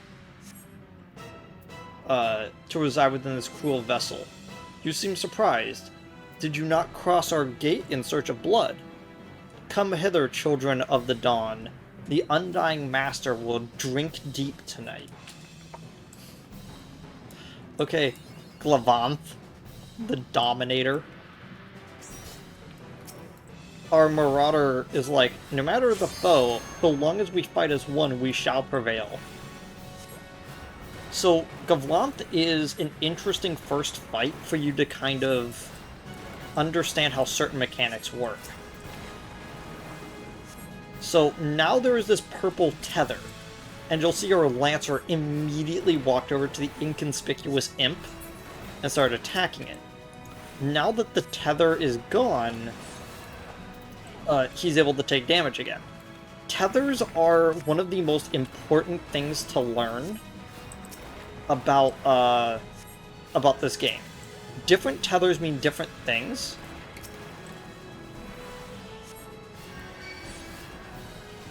And depending on what the color and design of the tether is, you have to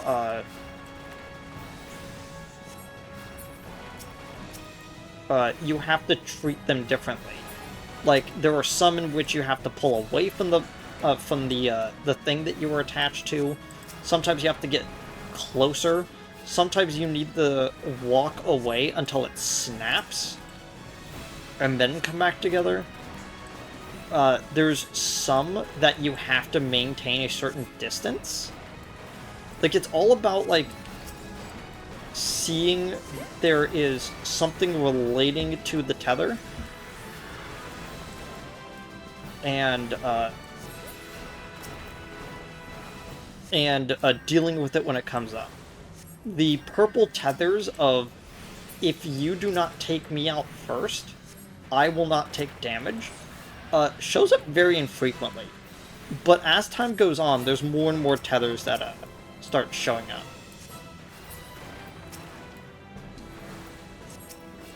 Dang it.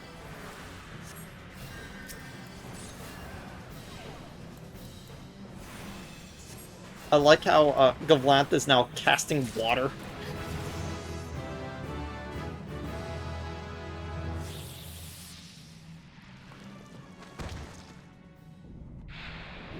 That's a classic D&D. I like how each of these 3 dungeons are very classic D&D experiences. We go through a cave to fight pirates, and then we fight a fish beast at the end of it. This one, we killed a bunch of cultists who summoned a mind flare. Stuff like. Are you telling me that we got the gladiator arm 3 times in a row? That's rude.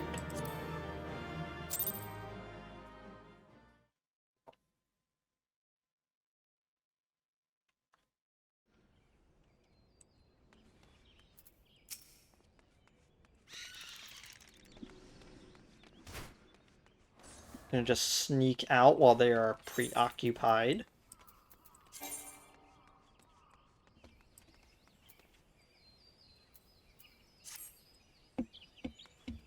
Looks like the groups have already made their way out. You may have noticed that I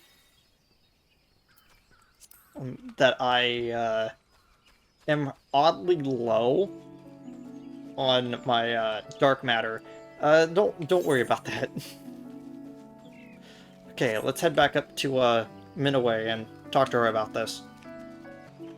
Oh, I think I just figured out something about a weird quirk with the recommended gear. I think what happens is that if two pieces of gear are exactly the same, they try to put the thing with the highest... they try to put the thing with the... Come on, you could say it. The highest spirit bond, and the highest condition. Because the game believes that that is the one that you're gonna want because it is in better condition, quote unquote. And it is closer to actually getting you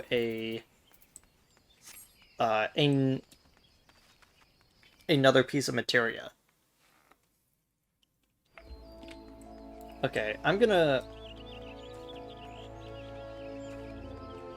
do that. I'm gonna do that off. By the way, it's been like 2 hours on this recording, and it's most likely going to be like in 1.5.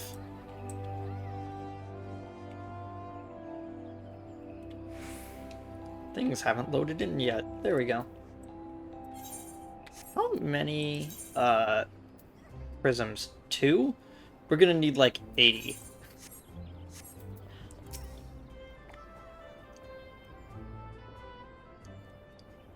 Welcome back, Blue. I am reliably informed that your foray into the deep craft was a success.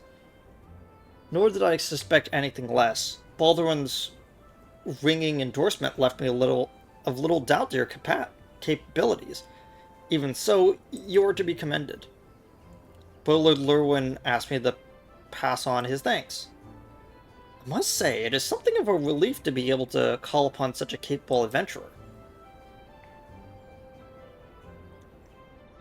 Sadly, death has become ever more common occurrence within our fraternity as of late. Times being what they are, the guild is constantly inundated with all petitions, and we are hard-pressed to find enough hands to deal with them all. As I was talking, I noticed you loaded in. That character model loaded in as we were talking. I saw you back there. My bird was covering it up, but I saw it. Well, this means no shortage of work for able souls such as yourselves. It also provides ample opportunity for the inexperienced to overreach themselves with predictable consequences, as if to illustrate the point.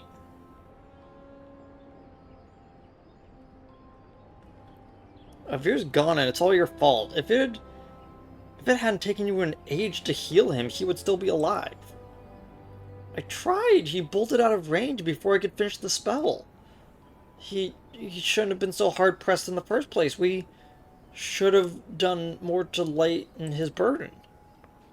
But the hell's with pathetic excuse for a party. I'm leaving, and it'd be too soon if I ever see your face again. Goodbye and good riddance. I'm leaving as well. I doubt this comes as any surprise, but I never liked you. I only suffered for your healing, and if you couldn't do that one thing right, cruel though it may sound, you may have brought this upon yourself. Oh, and by the way, some parting advice. Get rid of Avir's head, bury it, cremate it, do whatever the hells you like with it, but for God's sake, stop carrying it around. It's just get rid of it, alright? Wait, don't leave me alone, please. I'm so sorry, Avir. Please forgive me. As she sits in the corner with her tank's head. Well, I need to preface this. He died in the midst of a dungeon experience. Instead of trying to raise him, she cut his head off and left it in her bag. And, like, if you... Once you kind of realize what happened, you're like, what? It's like, that's just kind of weird, dude. Seems like this would become all too common. They are? That makes a dozen times in half as many days. Now you see why I'm so grateful for adventurers of your experience. I could send women like you on a mission without worrying that you might not return. Well, not so much at any rate. Speaking of missions, I don't trust you with another. About a bell ago, I received a message from my counterpart in Ul'dah. She seeks the service of a reliable adventurer, and you are nothing if not reliable. If you think that you might be interested in this task, say the word and I'll be glad to share the details. That declined for a second because I'm actually going to swap to whichever class is the lowest, and that is currently tank. Cool. And I'll skip the cutscene, we've already seen all of it. There we go.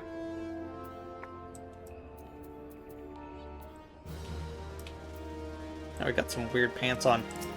But I did say that I'm gonna try to just change the headpiece, so it's the glasses and the chest armor for right now. The feet, legs, and hands are gonna probably be in a weird spot. Minaway has information on the new task. So you were not adverse to taking a little trip? Wonderful. As mentioned earlier, the request comes from the Adventurers Guild in Ul'dah. Once you arrive, seek out Momodi, the proprietress of the Quicksand. Think of her as the Sultanate's version of myself. Chances are that she will send you into the midst of danger, but I have every confidence that you will go through unscathed. Now off you go, Blue. Good luck. By the way, if you couldn't tell, they wrote all the dialogue for these 3 characters. Man, that is such a cool looking armor set. I'm so jealous of the tanks, but you have to go through so much to get that. Okay, we're going to Ul'dah. We are going to Ul'dah. I realized I could pay the 120, or I could use return to go back to Ul'dah. So believe it or not, we are actually going to be moving our teleportation spot in a bit. You'll understand why in a later, but we're actually going to be putting our fast travel... Man, that guy's really glowy. Our fast travel location in Limsa. And I'm going to explain why when we get to it, but not right now. Oh yeah, that's a mission we'll do later, but I have promised myself I won't do things out of order. That's patch quest stuff. We can't do that yet. Just like how in the hunting log we can't do anything with the rogue until we hit the patches. Which honestly is probably the best time to do it. But since it's a Realm Reborn, it has a starting class that then goes into a job. Welcome to the Quicksand, friend. I'm Tad Busy, so you wouldn't mind showing yourself to... Ah, it's you, Blue. Here I was spouting the same tired line. Again, they have that, little cut-in for whichever area that you are from. And the person who shows up... So again, they have, a tiered system where they have, the regular guards, and then you have the higher-up guards, and then above them is the Grand Company. So, like in Gridania, you had the Wood Whalers, and they are led by the God's Quiver, which are then led by the Twin Adder. You know, it's that sort of thing. Just like in here, you have the Brass Blades that are then controlled by the Sultan Sworn that are then controlled by the Immortal Flames. Kind of like that. Minoue said word that you would be reporting for duty. She also made a point of calling you the adventurer of the moment. That ain't no small praise coming from her. But if you didn't come all this way to listen to my prattle, doubtless that you're eager to get started. So let's talk business, shall we?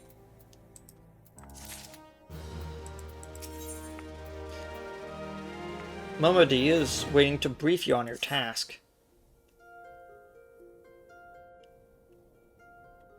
The petitioner ought to be arriving any moment now.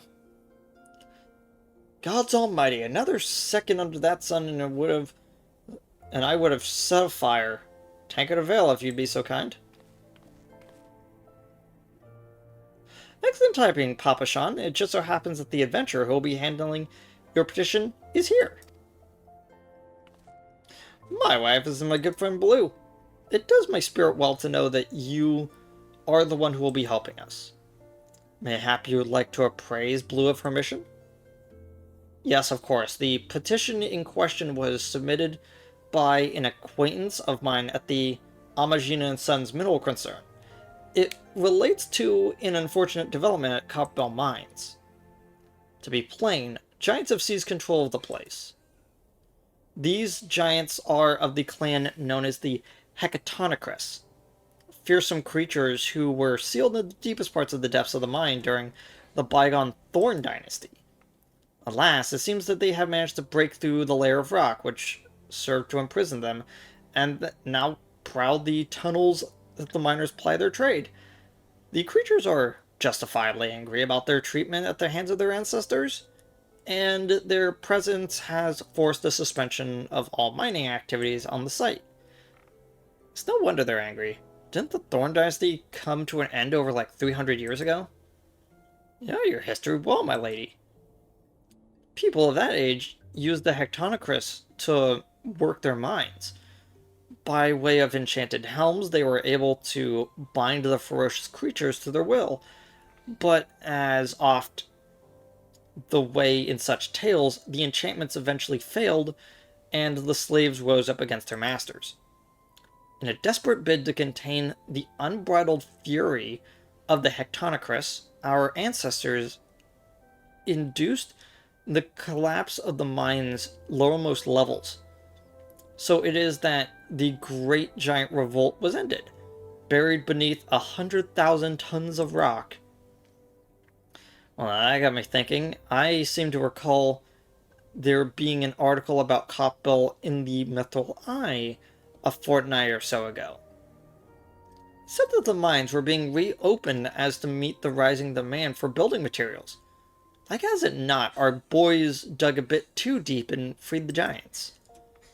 Gods, to think that the poor creatures are still alive and kicking after 3 centuries. It's a long time to nurse a grudge. It must be seething. Indeed, and it makes them a danger to us all, and there will be no mining at Copperbell so long as they remain. For the sake of both peace and prosperity, they must be subdued. This is a task which we will have you undertake. I will not deny that the mission will be rife with danger, but our need is great, and so I beg you to put an end to the sorry business. God bless you. I fear that you would have had reservations, but I assure you that it is the best.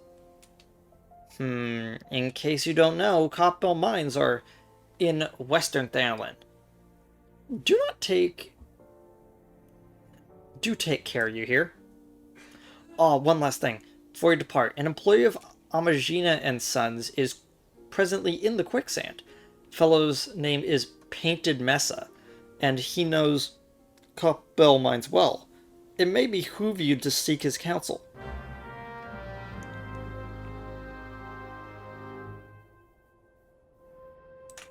I don't know why I pronounced it Mesa, but like, yeah, it's Mesa.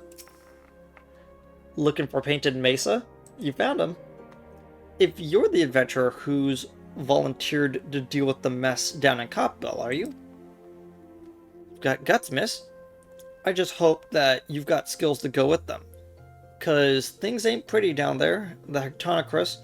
left the place in a right state and nary a week after mining resumed. I don't know if you know this, but Capella was old when the second old dynasty were still young, and it was abandoned centuries ago. If it hadn't been for the shortage of materials needing for the rebuilding effort, the concern would never even thought to reopen it.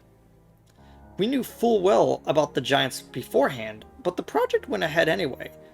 I mean, nothing could possibly have survived of being under a mountain's worth of rock for 3 centuries, right?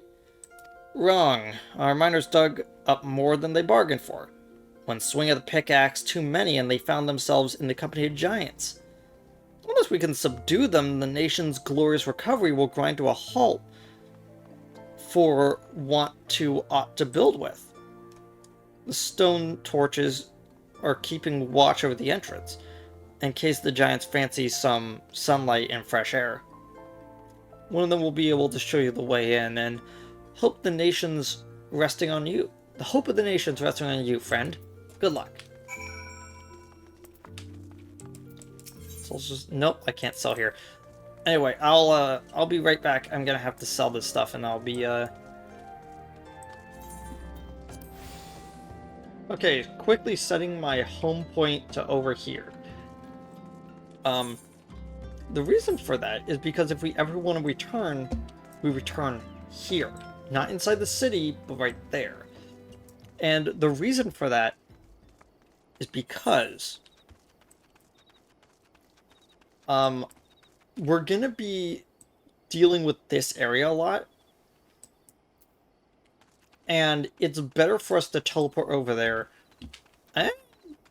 Actually, I'm probably gonna just put it in Limsa and then just travel over. Okay, here we are up at the mines. So I didn't get a chance to talk about this with the other 2 areas because this is the first dungeon that we've able to like interact with. But you got some inkling that we were going to be back here. Like they made sure that all 3 of the areas you were aware of, and that you were doing stuff with the people that you were then going to be interacting with for each dungeon and setting that up. Now you'll notice this, like, why exactly did we go over here and like do all this stuff with like the gemstones? One, the stuff with Fufalupa like interacted with the gemstone so they couldn't delete it. But removal of that little bit removes the memory from players' heads that this area is even a thing. So they kept this in here to remind you, oh yeah, this is a place. I might go there. Hello, Stone Torch. There's been an incident inside Copbell Mines. We're here to ensure that its effects are contained, but for your own safety, I suggest that you stay well and away from here. What? You're the adventurer who volunteered to quell the Hectonicris. I didn't think Papa Sean would be able to find someone that quickly, if at all. Giants are content to wreak havoc inside the mines for now, but it's only a matter of time till they think they come outside. Sooner you see to them, the better. Make ready the best you can. Enter at will.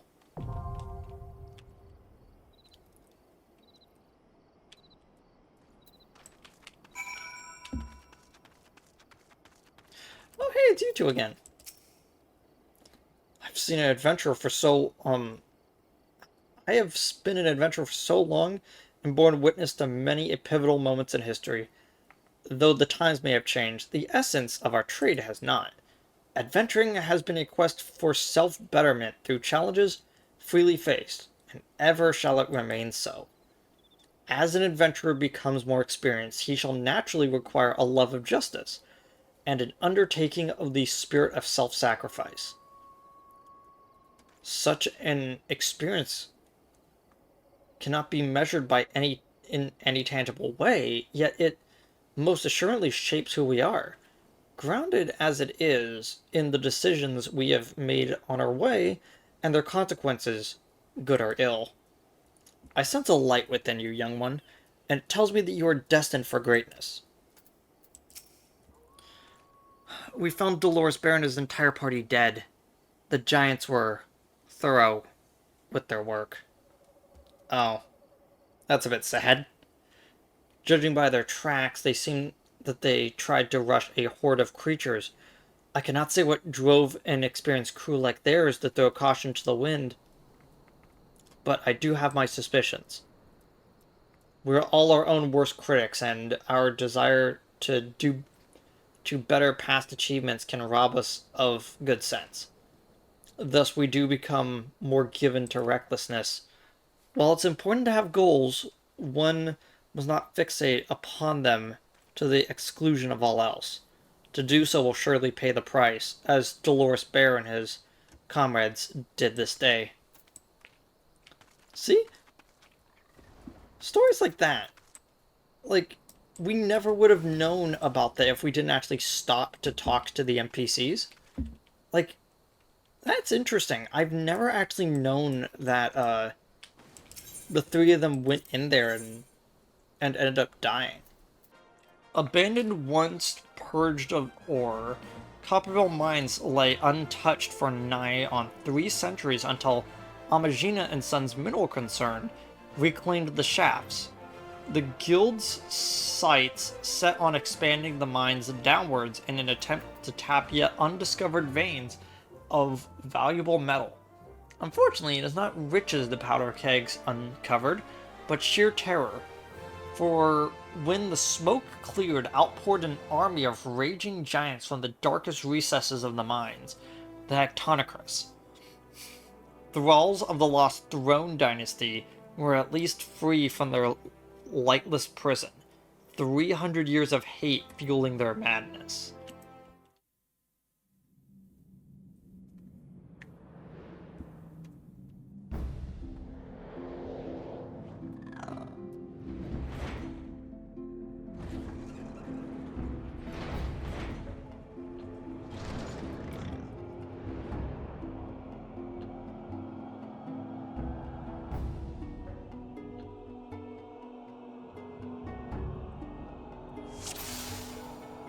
Okay, make sure that my MD generator is on.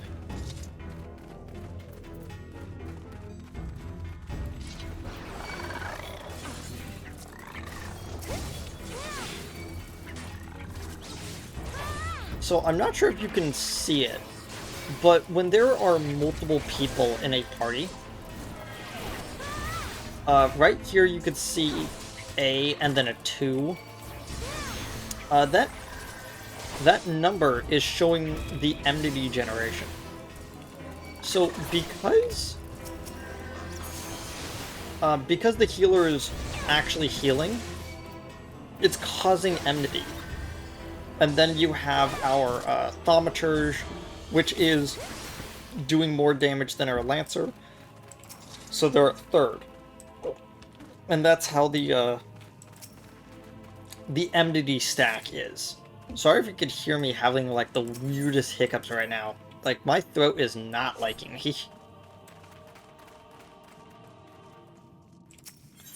But yeah, I've never noticed that until it was pointed out to me like a week ago. Or...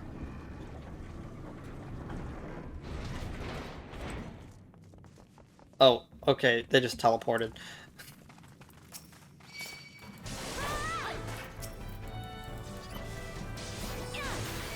See, the Lancer picked up MD, but it's because we weren't doing damage.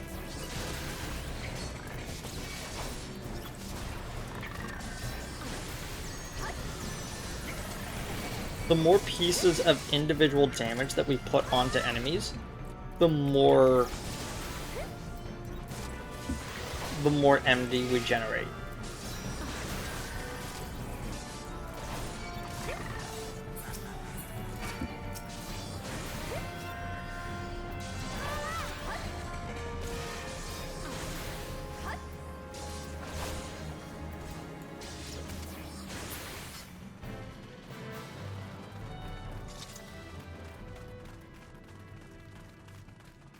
Pretty sure that they actually like had a chest over here at one point, and then they removed it, I think, to incentivize people to not feel the need to go over here.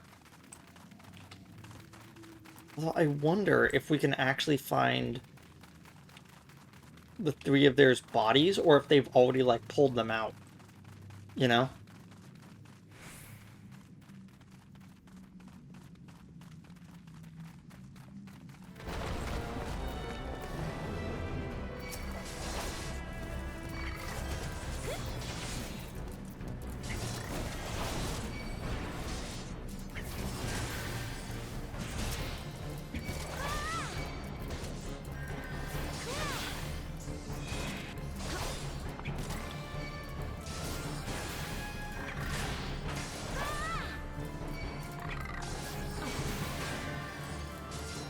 Our healer is making sure that we're topped off, but I am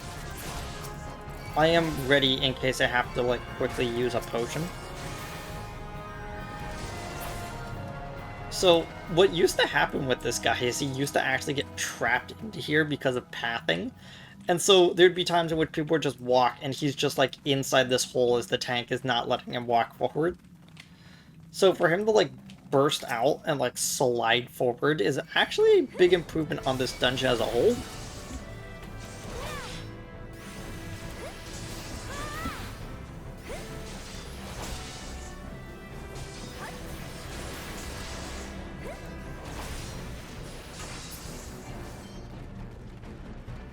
I think they also removed the thing that was over here. I can't be sure.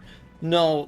There wasn't a, there was just an enemy sitting over there that, like, you could grab for no reason.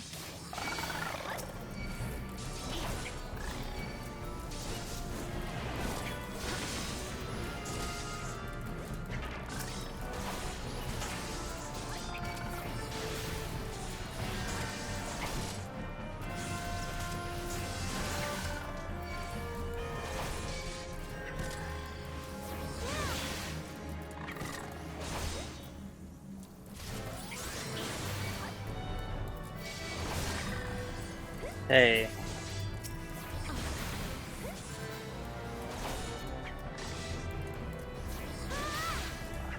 We're actually going a lot slower than we normally would be when we had a full party, but, like, again, a lot of people coming into this dungeon had over-geared,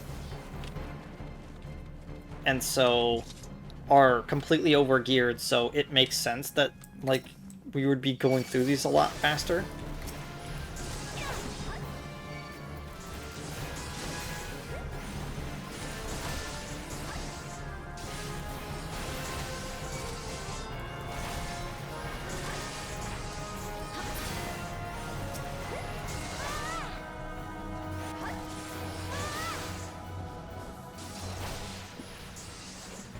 Yeah, I don't think I mentioned it, but, like, the Enmity generation is this game's version of, like, a DPS meter, effectively. It's a little bit harder to read, but depending on who is at the top of the list when it comes to the DPS characters, is the one who is doing the most damage to the most amount of enemies.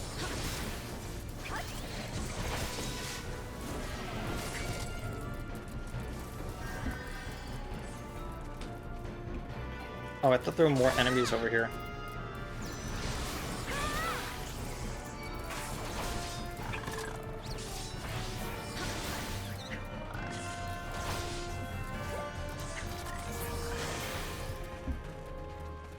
So, picking up some fire sand. A 1 ounce pinch of it. Powder chamber appears to hold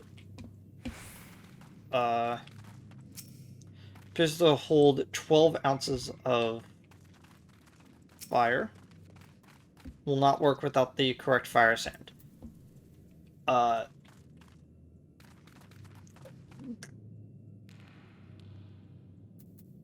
The Lancer, while we were running around, said, "Do you suppose that there's any deposits left untapped at this point?"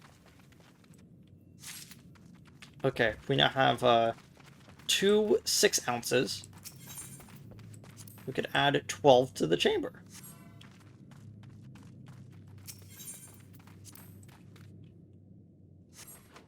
There we go.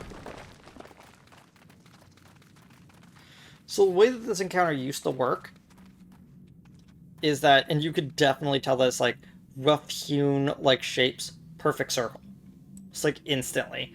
Is that you would have like waves of enemies come down, and then this guy would start from like up above and would just drop on top of you as you were doing like waves. A fearsome foe to be sure, but I don't think it's their leader, says the thaumaturge.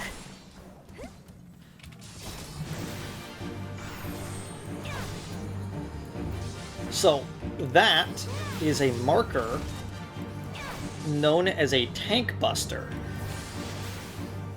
My gosh, you could see the, you could actually see the fact that it's a cylinder, not a circle. It's actually really funny. If you look down to the grate, you can see it's a cylinder. See that? It's not actually, it's not actually just a flat circle. Which is really funny.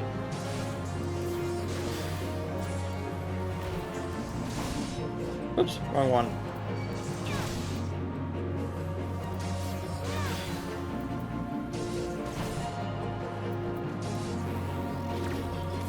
I guess that one's not interruptible.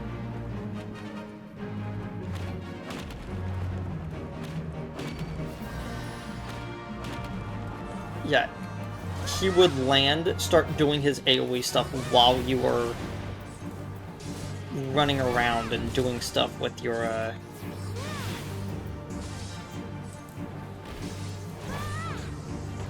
Yeah, he looks to be unaffected by...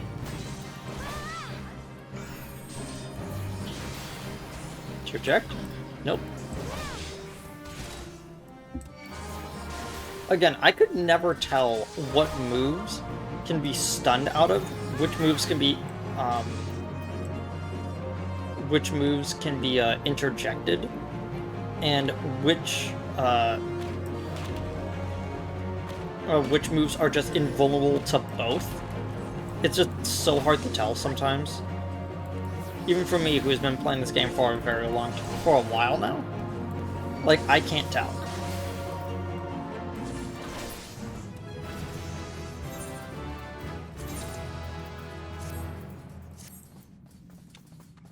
We've got a tiny key for the door. A treasure coffer.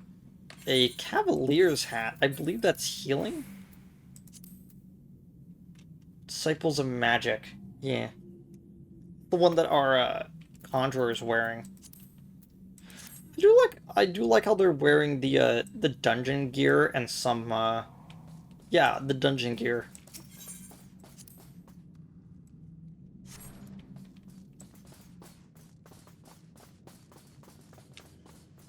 I do like how there was a slight foley change when you're running on top of the grates and then on top of the metal and rock. My gosh. Eye boots again.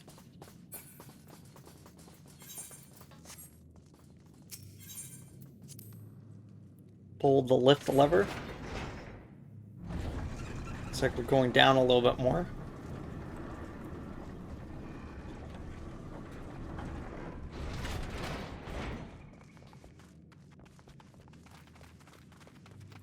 Looks like we'll need more fire sand, says our Lancer. Yeah, let's... on over to these renamed bombs known as blasting caps. Which, as you could probably surmise, is the place that we're going to be finding the fire sand from.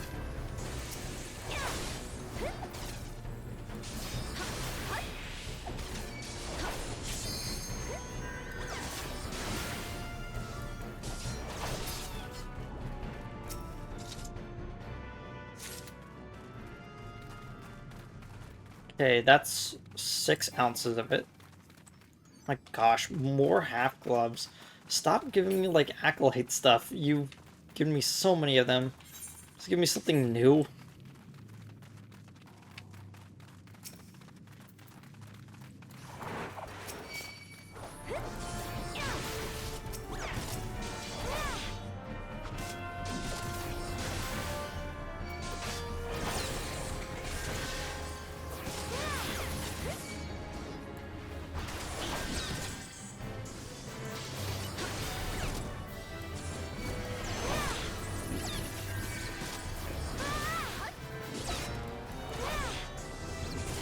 Okay, we're almost done with the Errant Soul, and they've almost gotten the blasting cap all the way down.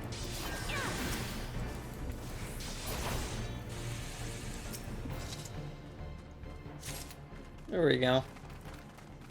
12 ounces of sand.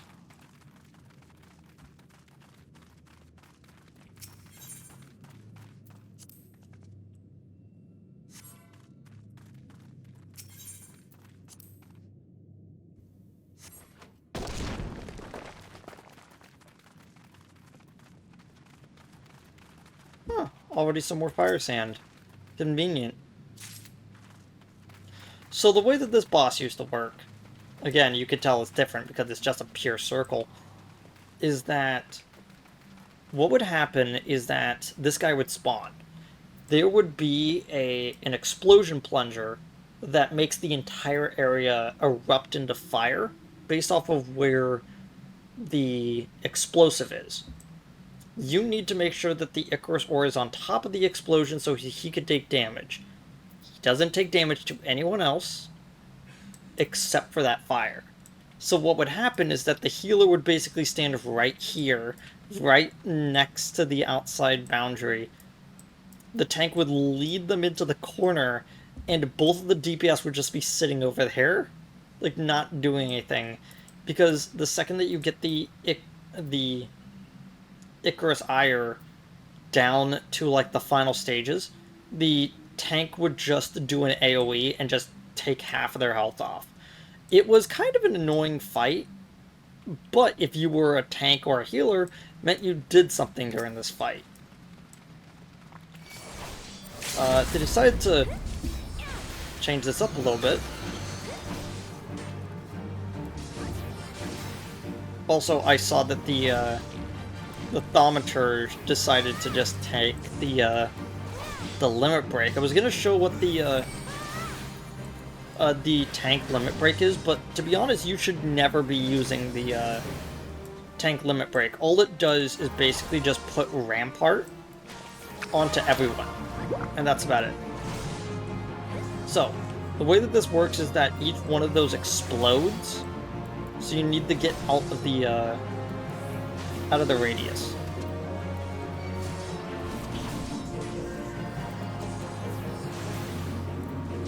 As you can tell, the boss is a little bit boring, but it's a little bit, but at least everyone has stuff to do now.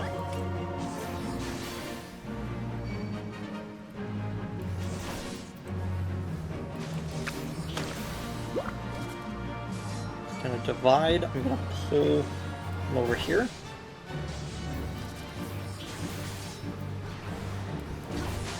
Okay.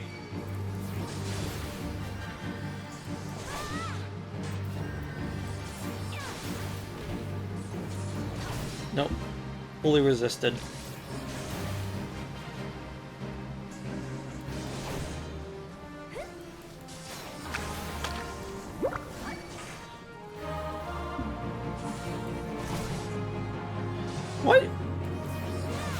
Why did the Lancer head over here, but the Thaumaturge is now over here just mailing the guy?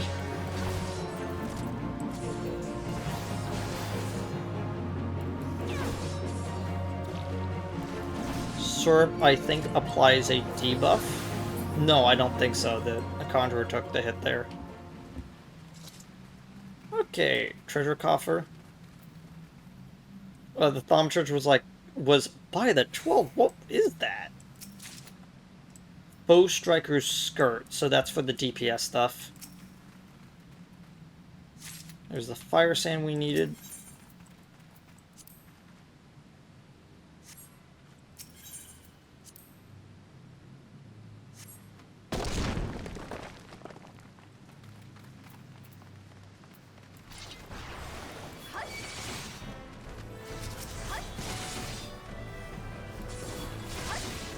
I'm gonna just attack them like that for a bit so that they can gain enmity.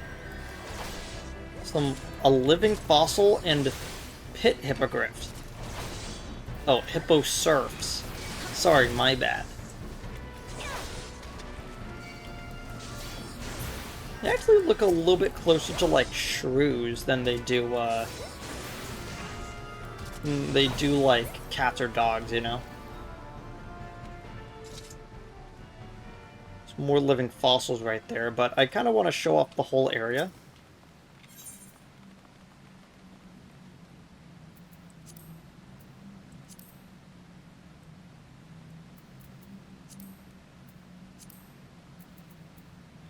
But yeah, if you couldn't tell, the sheep becomes like yellow when you get everything, because there's no more fog.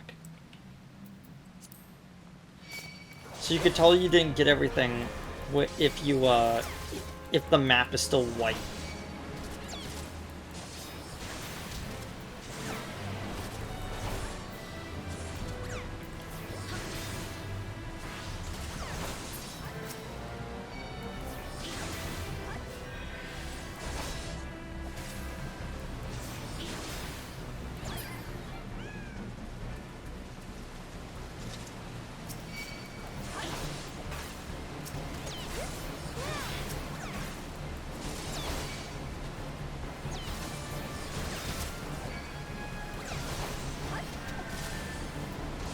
By the way, not sure if I made it clear, but the letters and numbers on the side that I was talking about for enmity, that's only for the monster that's only for the enemy that you are currently looking at.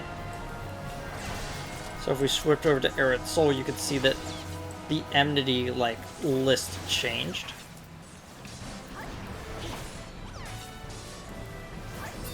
And that's because only 3 of us had actually touched it. Plundered Battle Axe. Cool. First thing that was not new, and it's for a class we do not have.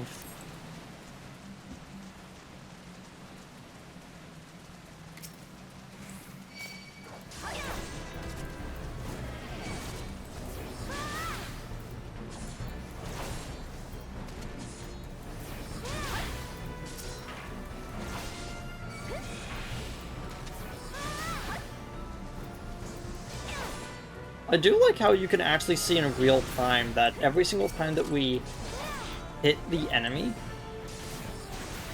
it clears off the little bars that are underneath their symbol to show that they are currently gaining enmity.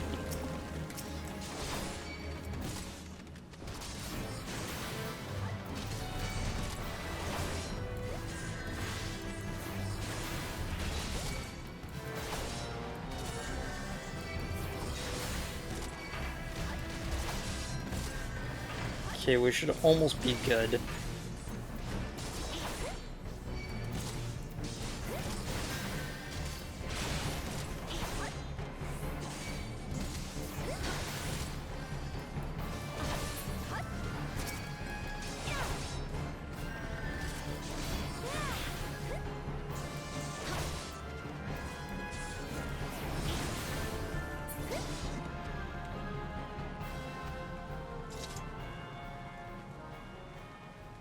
By the way, they demolished this wall so you could see the shredder coffers more clearly over here. It was like sitting right here in the corner. There was a wall here. So the only way that you would know that is if you're actually like looking around for stuff. Which, honestly, I find kind of funny. That they did something like this. Copperbell is out of the 3 of them the most changed. Slaves no more. Free. Free.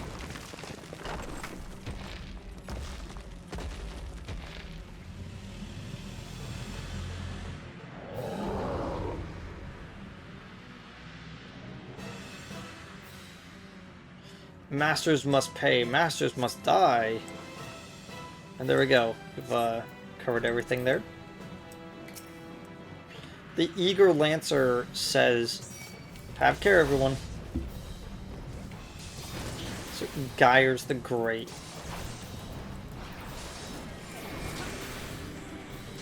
Get under him.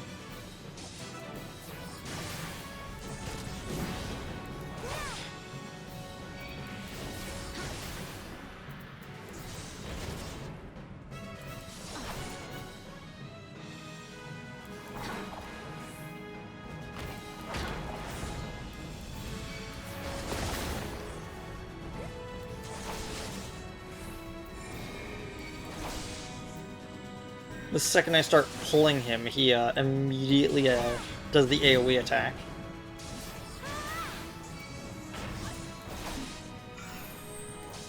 Okay, there we go.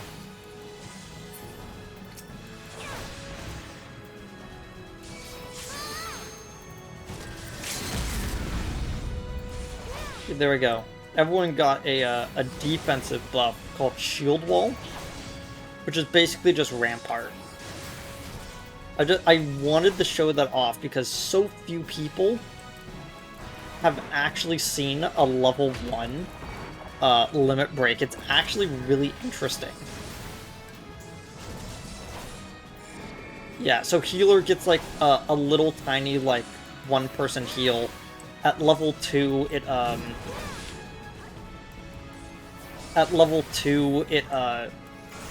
goes on to everyone. The tanks got like have Rampart as a that cast on everyone, and then the level 2 is they cast Sentinel on everyone. It's the same either way. DPS is the one that get the best of it. Shield up for the win. Yeah, there we go.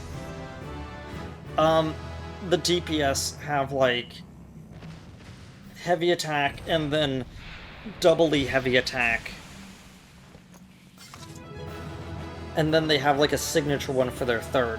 Well, technically everyone has a signature one for their third. It's just whether or not you're gonna see it or not. So we got back, and Painted Mesa has a thing for us, apparently.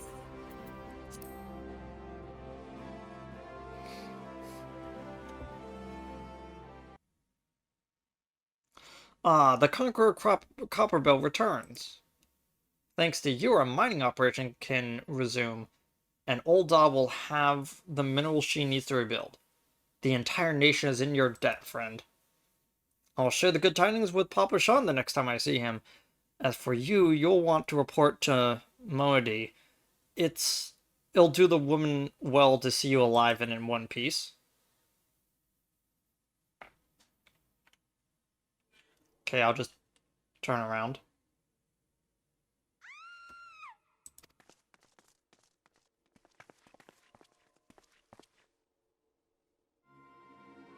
Shut your mouth, you thieving little swine. You stole from me. Don't even think to deny it. Please, sir, I didn't steal anything. I bought this, paid for it with my own coin. What rot. You refugees are all the same. Couldn't afford maggoty mole meat, much less a choice cut of dodo.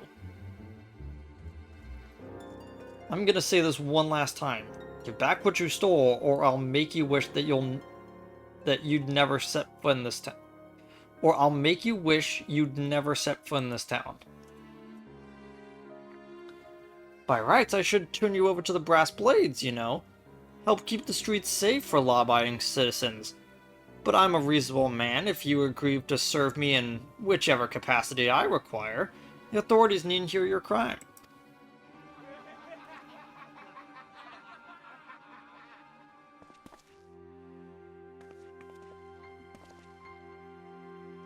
I ain't done nothing wrong. 12 is me witness. People are immediately walking away because they have no heart. Please, adventurer, help me, I beg of ye. I swear on my mother's grave, I didn't steal anything. I bought this with me coin I saved. I only wanted to treat my children to a decent meal.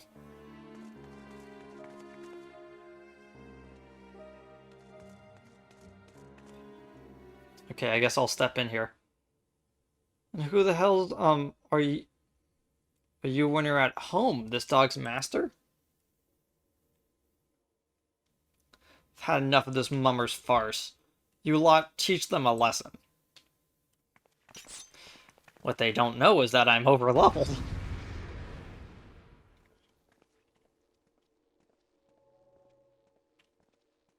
In case you're wondering, the reason why I started in Old Da is because this feels a little bit more close to home since we start as a gladiator. Because this is exactly how our story as a gladiator started. Is wanting to help people. And when I kind of realized the connection of the two, it really made me want to start with this as our beginning.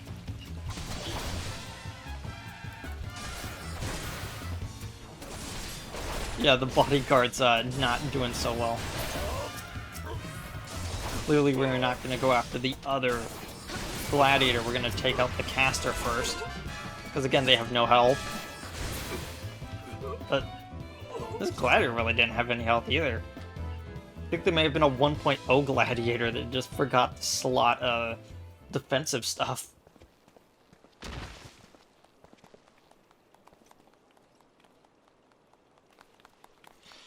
I ain't getting paid enough for this. Hey, where the hell do you think you're going? Thank you, kind adventurer. Thank you twice over.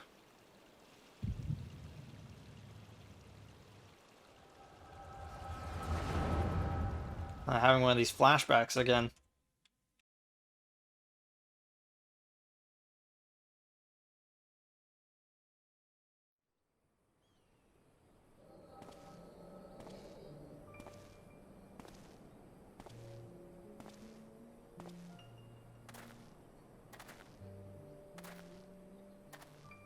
I'd swear there are more refugees than when I last looked.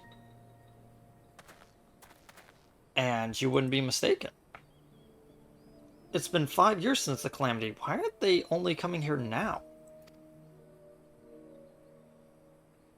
Simple, really.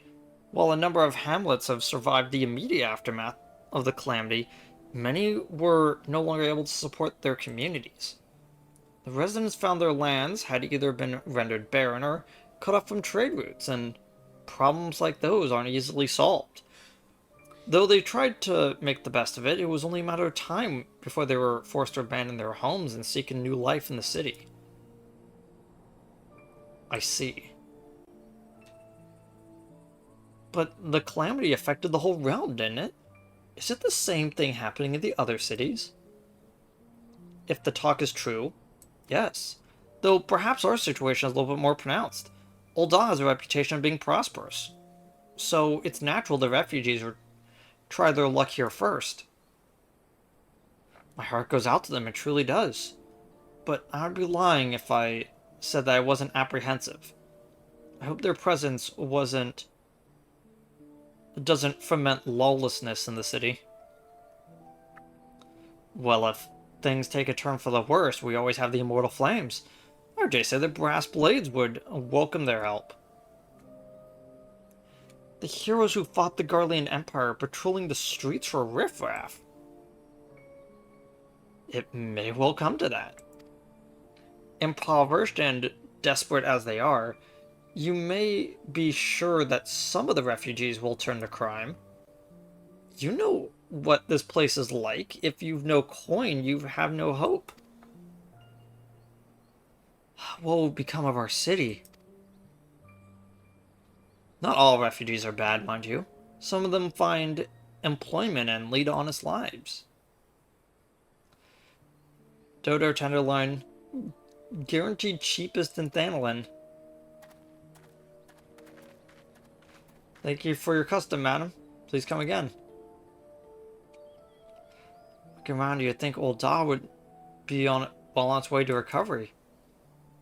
But peer through the veil of prosperity, and you'll see no end to the misery and suffering.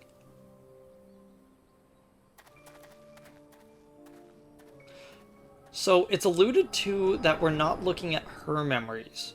We're looking at this guy's memories.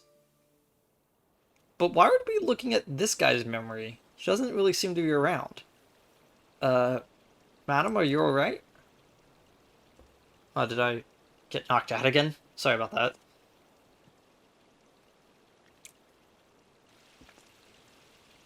What now? You threatened a defenseless citizen? Well, you're not really defenseless, are you? What? So I'll buy that meat, you say? That's absurd. Aye, as did I. Leave the poor woman alone, you damnable vulture.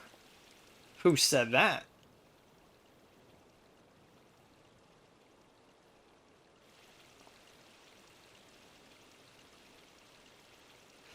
I will overlook this, but just this once.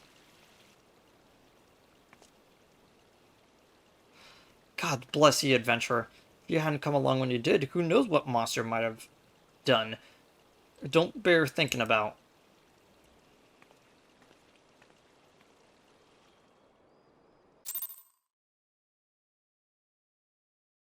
So, I'm not sure if that text changes depending on which city-state you're in first. I think it might, but I'm not entirely sure. It's been a long time since I've seen this scene from another city-state. All's well that ends well. Oh, hey, Thancred. We meet again. Pray, do not mistake my intent. For it is always honorable, but I have been watching you ever since you departed Ul'dah. You displayed the part of envoy to perfection, confident as a woman on a diplomatic mission should be, yet unfailing courteous to your betters. And when your travels led you into the midst of danger, you faced it without so much as a flinch. You, my lady, are quite a marvel, and I confess to being quite taken with you. But my lavish praise continues. Most of all, I was struck by your readiness to aid those in need. Even with those words, were all the reward you could expect to receive. Such selflessness is a rare thing in this day and age. All of which leads me to conclude that you are indeed the one whom I have been looking for, an adventurer possessed of a very rare set of qualities. To be sure, your rescue of that damsel in distress is more of a happy accident, but rescue her you did, and for that matter, and that is what matters in the end. I feel I should mention at this point that I also harbor a burning interest in a certain talent of yours. I speak of your visions. You have been experiencing visions, have you? Well, it just so happens I know a woman who shares your talent, and we could help you understand it. She and I belong to the same organization, and we should both be delighted beyond words if you were to agree to join our cause. Naturally, there are benefits to being part of such a collective. For one, we should be glad to assist you in realizing your potential as an adventurer. You need not give me your answer now. Think upon it, and if you feel moved to help us, as I pray you shall, speak with Momodi, and the ever-lovely and youthful mistress of the quicksand.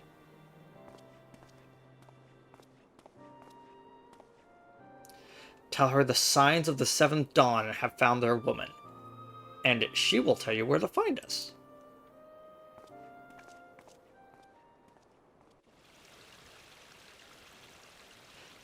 Yeah, so it's alluded that the guy who was talking, like sounding like he was very new to the city, is Thancred, trying to get intel.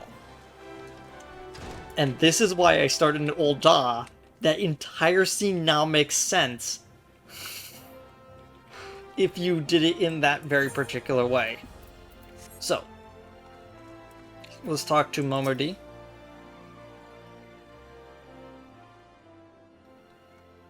Seems like that are becoming ever more common, I'm afraid. Don't worry though, if you work hard, you'll probably be alright. Which is the exact same line she told us. Saying that, if you ever find in yourself a spot of bother, come see me. Just don't go pestering me every single time you graze your knee, eh? Of course, I do enjoy tell of a gentleman's woes and of the woman folk from time to time.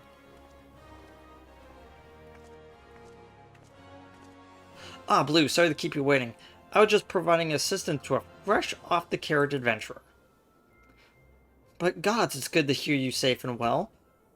To look at you, no one would ever guess that you've been hard at it with the giants in the dark.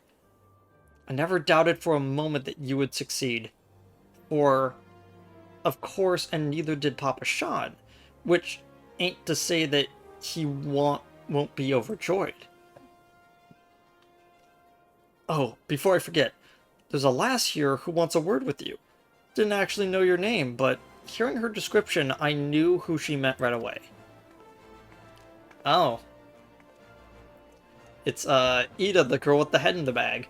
Okay, hello, how you doing? Thank you for sparing the time. I realize you don't know me, but I've been wanting to speak with you for a while now. Now I remember you. My name's Edda. I'm an adventurer like you, though I'm not very good at being one. If truth be told anyway, I was adventuring with my friends in Gridania when... I'm sorry, we were in Gridania when the leader of our party was killed. His name was Avir, and he and I were to be wed in the spring. You may not remember him, but to say that he remembered you would be an understatement. He would sing your praises from dawn to dusk. He saw you for what you are. See, an adventurer's adventurer. And swore that he would be like you one day. Pause. I need to bring up this piece of dialogue she just said. Okay? I realize you don't know me. Clearly, we may not have actually talked in, like, several iterations because many people don't stop to talk to every NPC. I'm not very good at being an adventurer, we know that. I was adventuring with my friends in Gridania. Let me just skip forward the text so I could read this a little bit better. So, she and the tank were fiancés. But that doesn't sound right with how he was talking. He would sing your praises from dawn to dusk. Considering that we stole a valuable job from him, I don't think that was true. He could have, but because of the time between the dungeons and when we actually, like, did them in almost like a single day, or like 2 or 3, there's no way he could have heard about our exploits in that time. And then she says, I believe he would have succeeded had a fiend not robbed him of the chance, and since that day I have thought long and hard about giving up adventuring. But when I think of the woman you are and all you've achieved, I find that I am inspired, just as Avir once was. She's lying, okay? And you can tell that she is using him as a way to talk to us. It's very subtle. It's incredibly subtle, but really interesting. We're gonna get back to Edda way in the future, when we start getting to, like, the level 50 dungeons, when she comes back, but, like, Edda as a character is so fascinating because she keeps coming back and stuff. And so I've decided to start again as an adventurer. I'll go back to the village of my birth and begin my training anew. I just wanted to meet you first, to ask your name. Blue Cashmere. I shan't forget. Thank you, Blue Cashmere. I pray that we will meet again. Fare you well. Venturing to be cruel, bleeding business time was, I didn't know why anyone would bother. When they first asked me to take charge of the guild here, I didn't want aught to do with you lot. I thought it would be a right pain in the arse looking after you. But against my better judgment, I decided to accept the post, and I am full glad I did. I feel privileged to be part of your lives. And that goes double with yours, Blue. And what'd you say? You want to know about the signs of the Seventh Dawn? You're beginning to move in earnest, then. Listen, Blue, the Silence ain't no ordinary folk, and the work that they do ain't no ordinary work. I know full well how capable you are, but even you would think twice about attempting some stuff they do. Knowing that, if you're still certain that you want to get involved, I'll tell you what I can.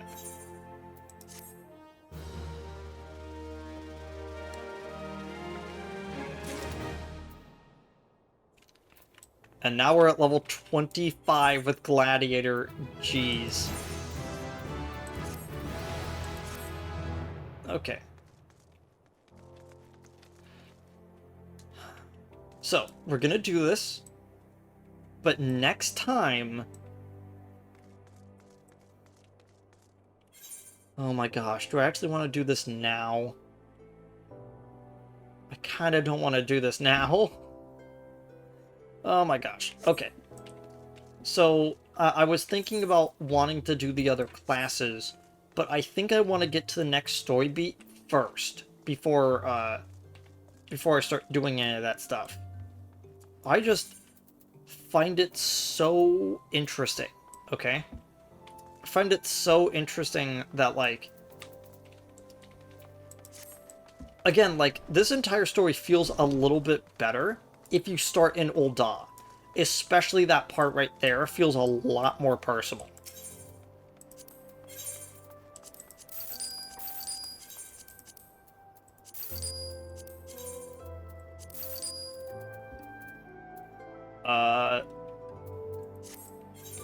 So what I could do is I could level all of the crafting and gathering stuff up to level 20 to get them better stuff, but I'm not entirely sure.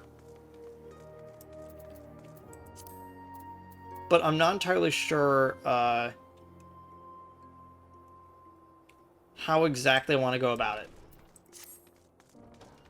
I want to get the other classes, but probably not right now.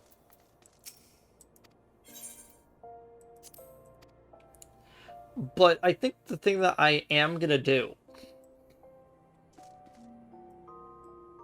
is that I have to get my crafting for Goldsmith up to level 25 and my miner up to 25 at least. The reason for that is that while I was over in the Footfalls area, I grabbed this. The Master Goldsmith tome for glamour prisms. So for each clear prism you have, you need one of these larger wind and fire crystals, or like whichever one you're doing, and 2 silver ingots. Meaning, have to A, find the way to mine crystals, which we do not have them right now. We do not have a valid way of doing it. I believe it's at level 25. Since this is a, you know, a level 25 type thing, we need to get silver ingots. The way that we do that is by crafting them with silver ore, which we need to gather at a level 25 deposit that we do not have yet. So what I might do is I might take a break for a while, get these 3 videos up, this and the previous 2, and just try to get the crafting and gathering up as high as possible so I can actually start crafting glamour prisms. And that's just so we can put stuff in here. I'm not going to try to like level too much of these other classes. I might try to get Conjurer and Arcanist up to level 25 by quickly doing some like hunting logs or fates or something, but that's about it. We don't need to be too high up. The next quest that we have is level 17. We technically don't even need to do that, but it will help us stay at a good pace for a while when it comes to our levels. So yeah, I'll see all y'all later. I'm gonna go do that, and I already said it, but I'll see all y'all later. Goodbye.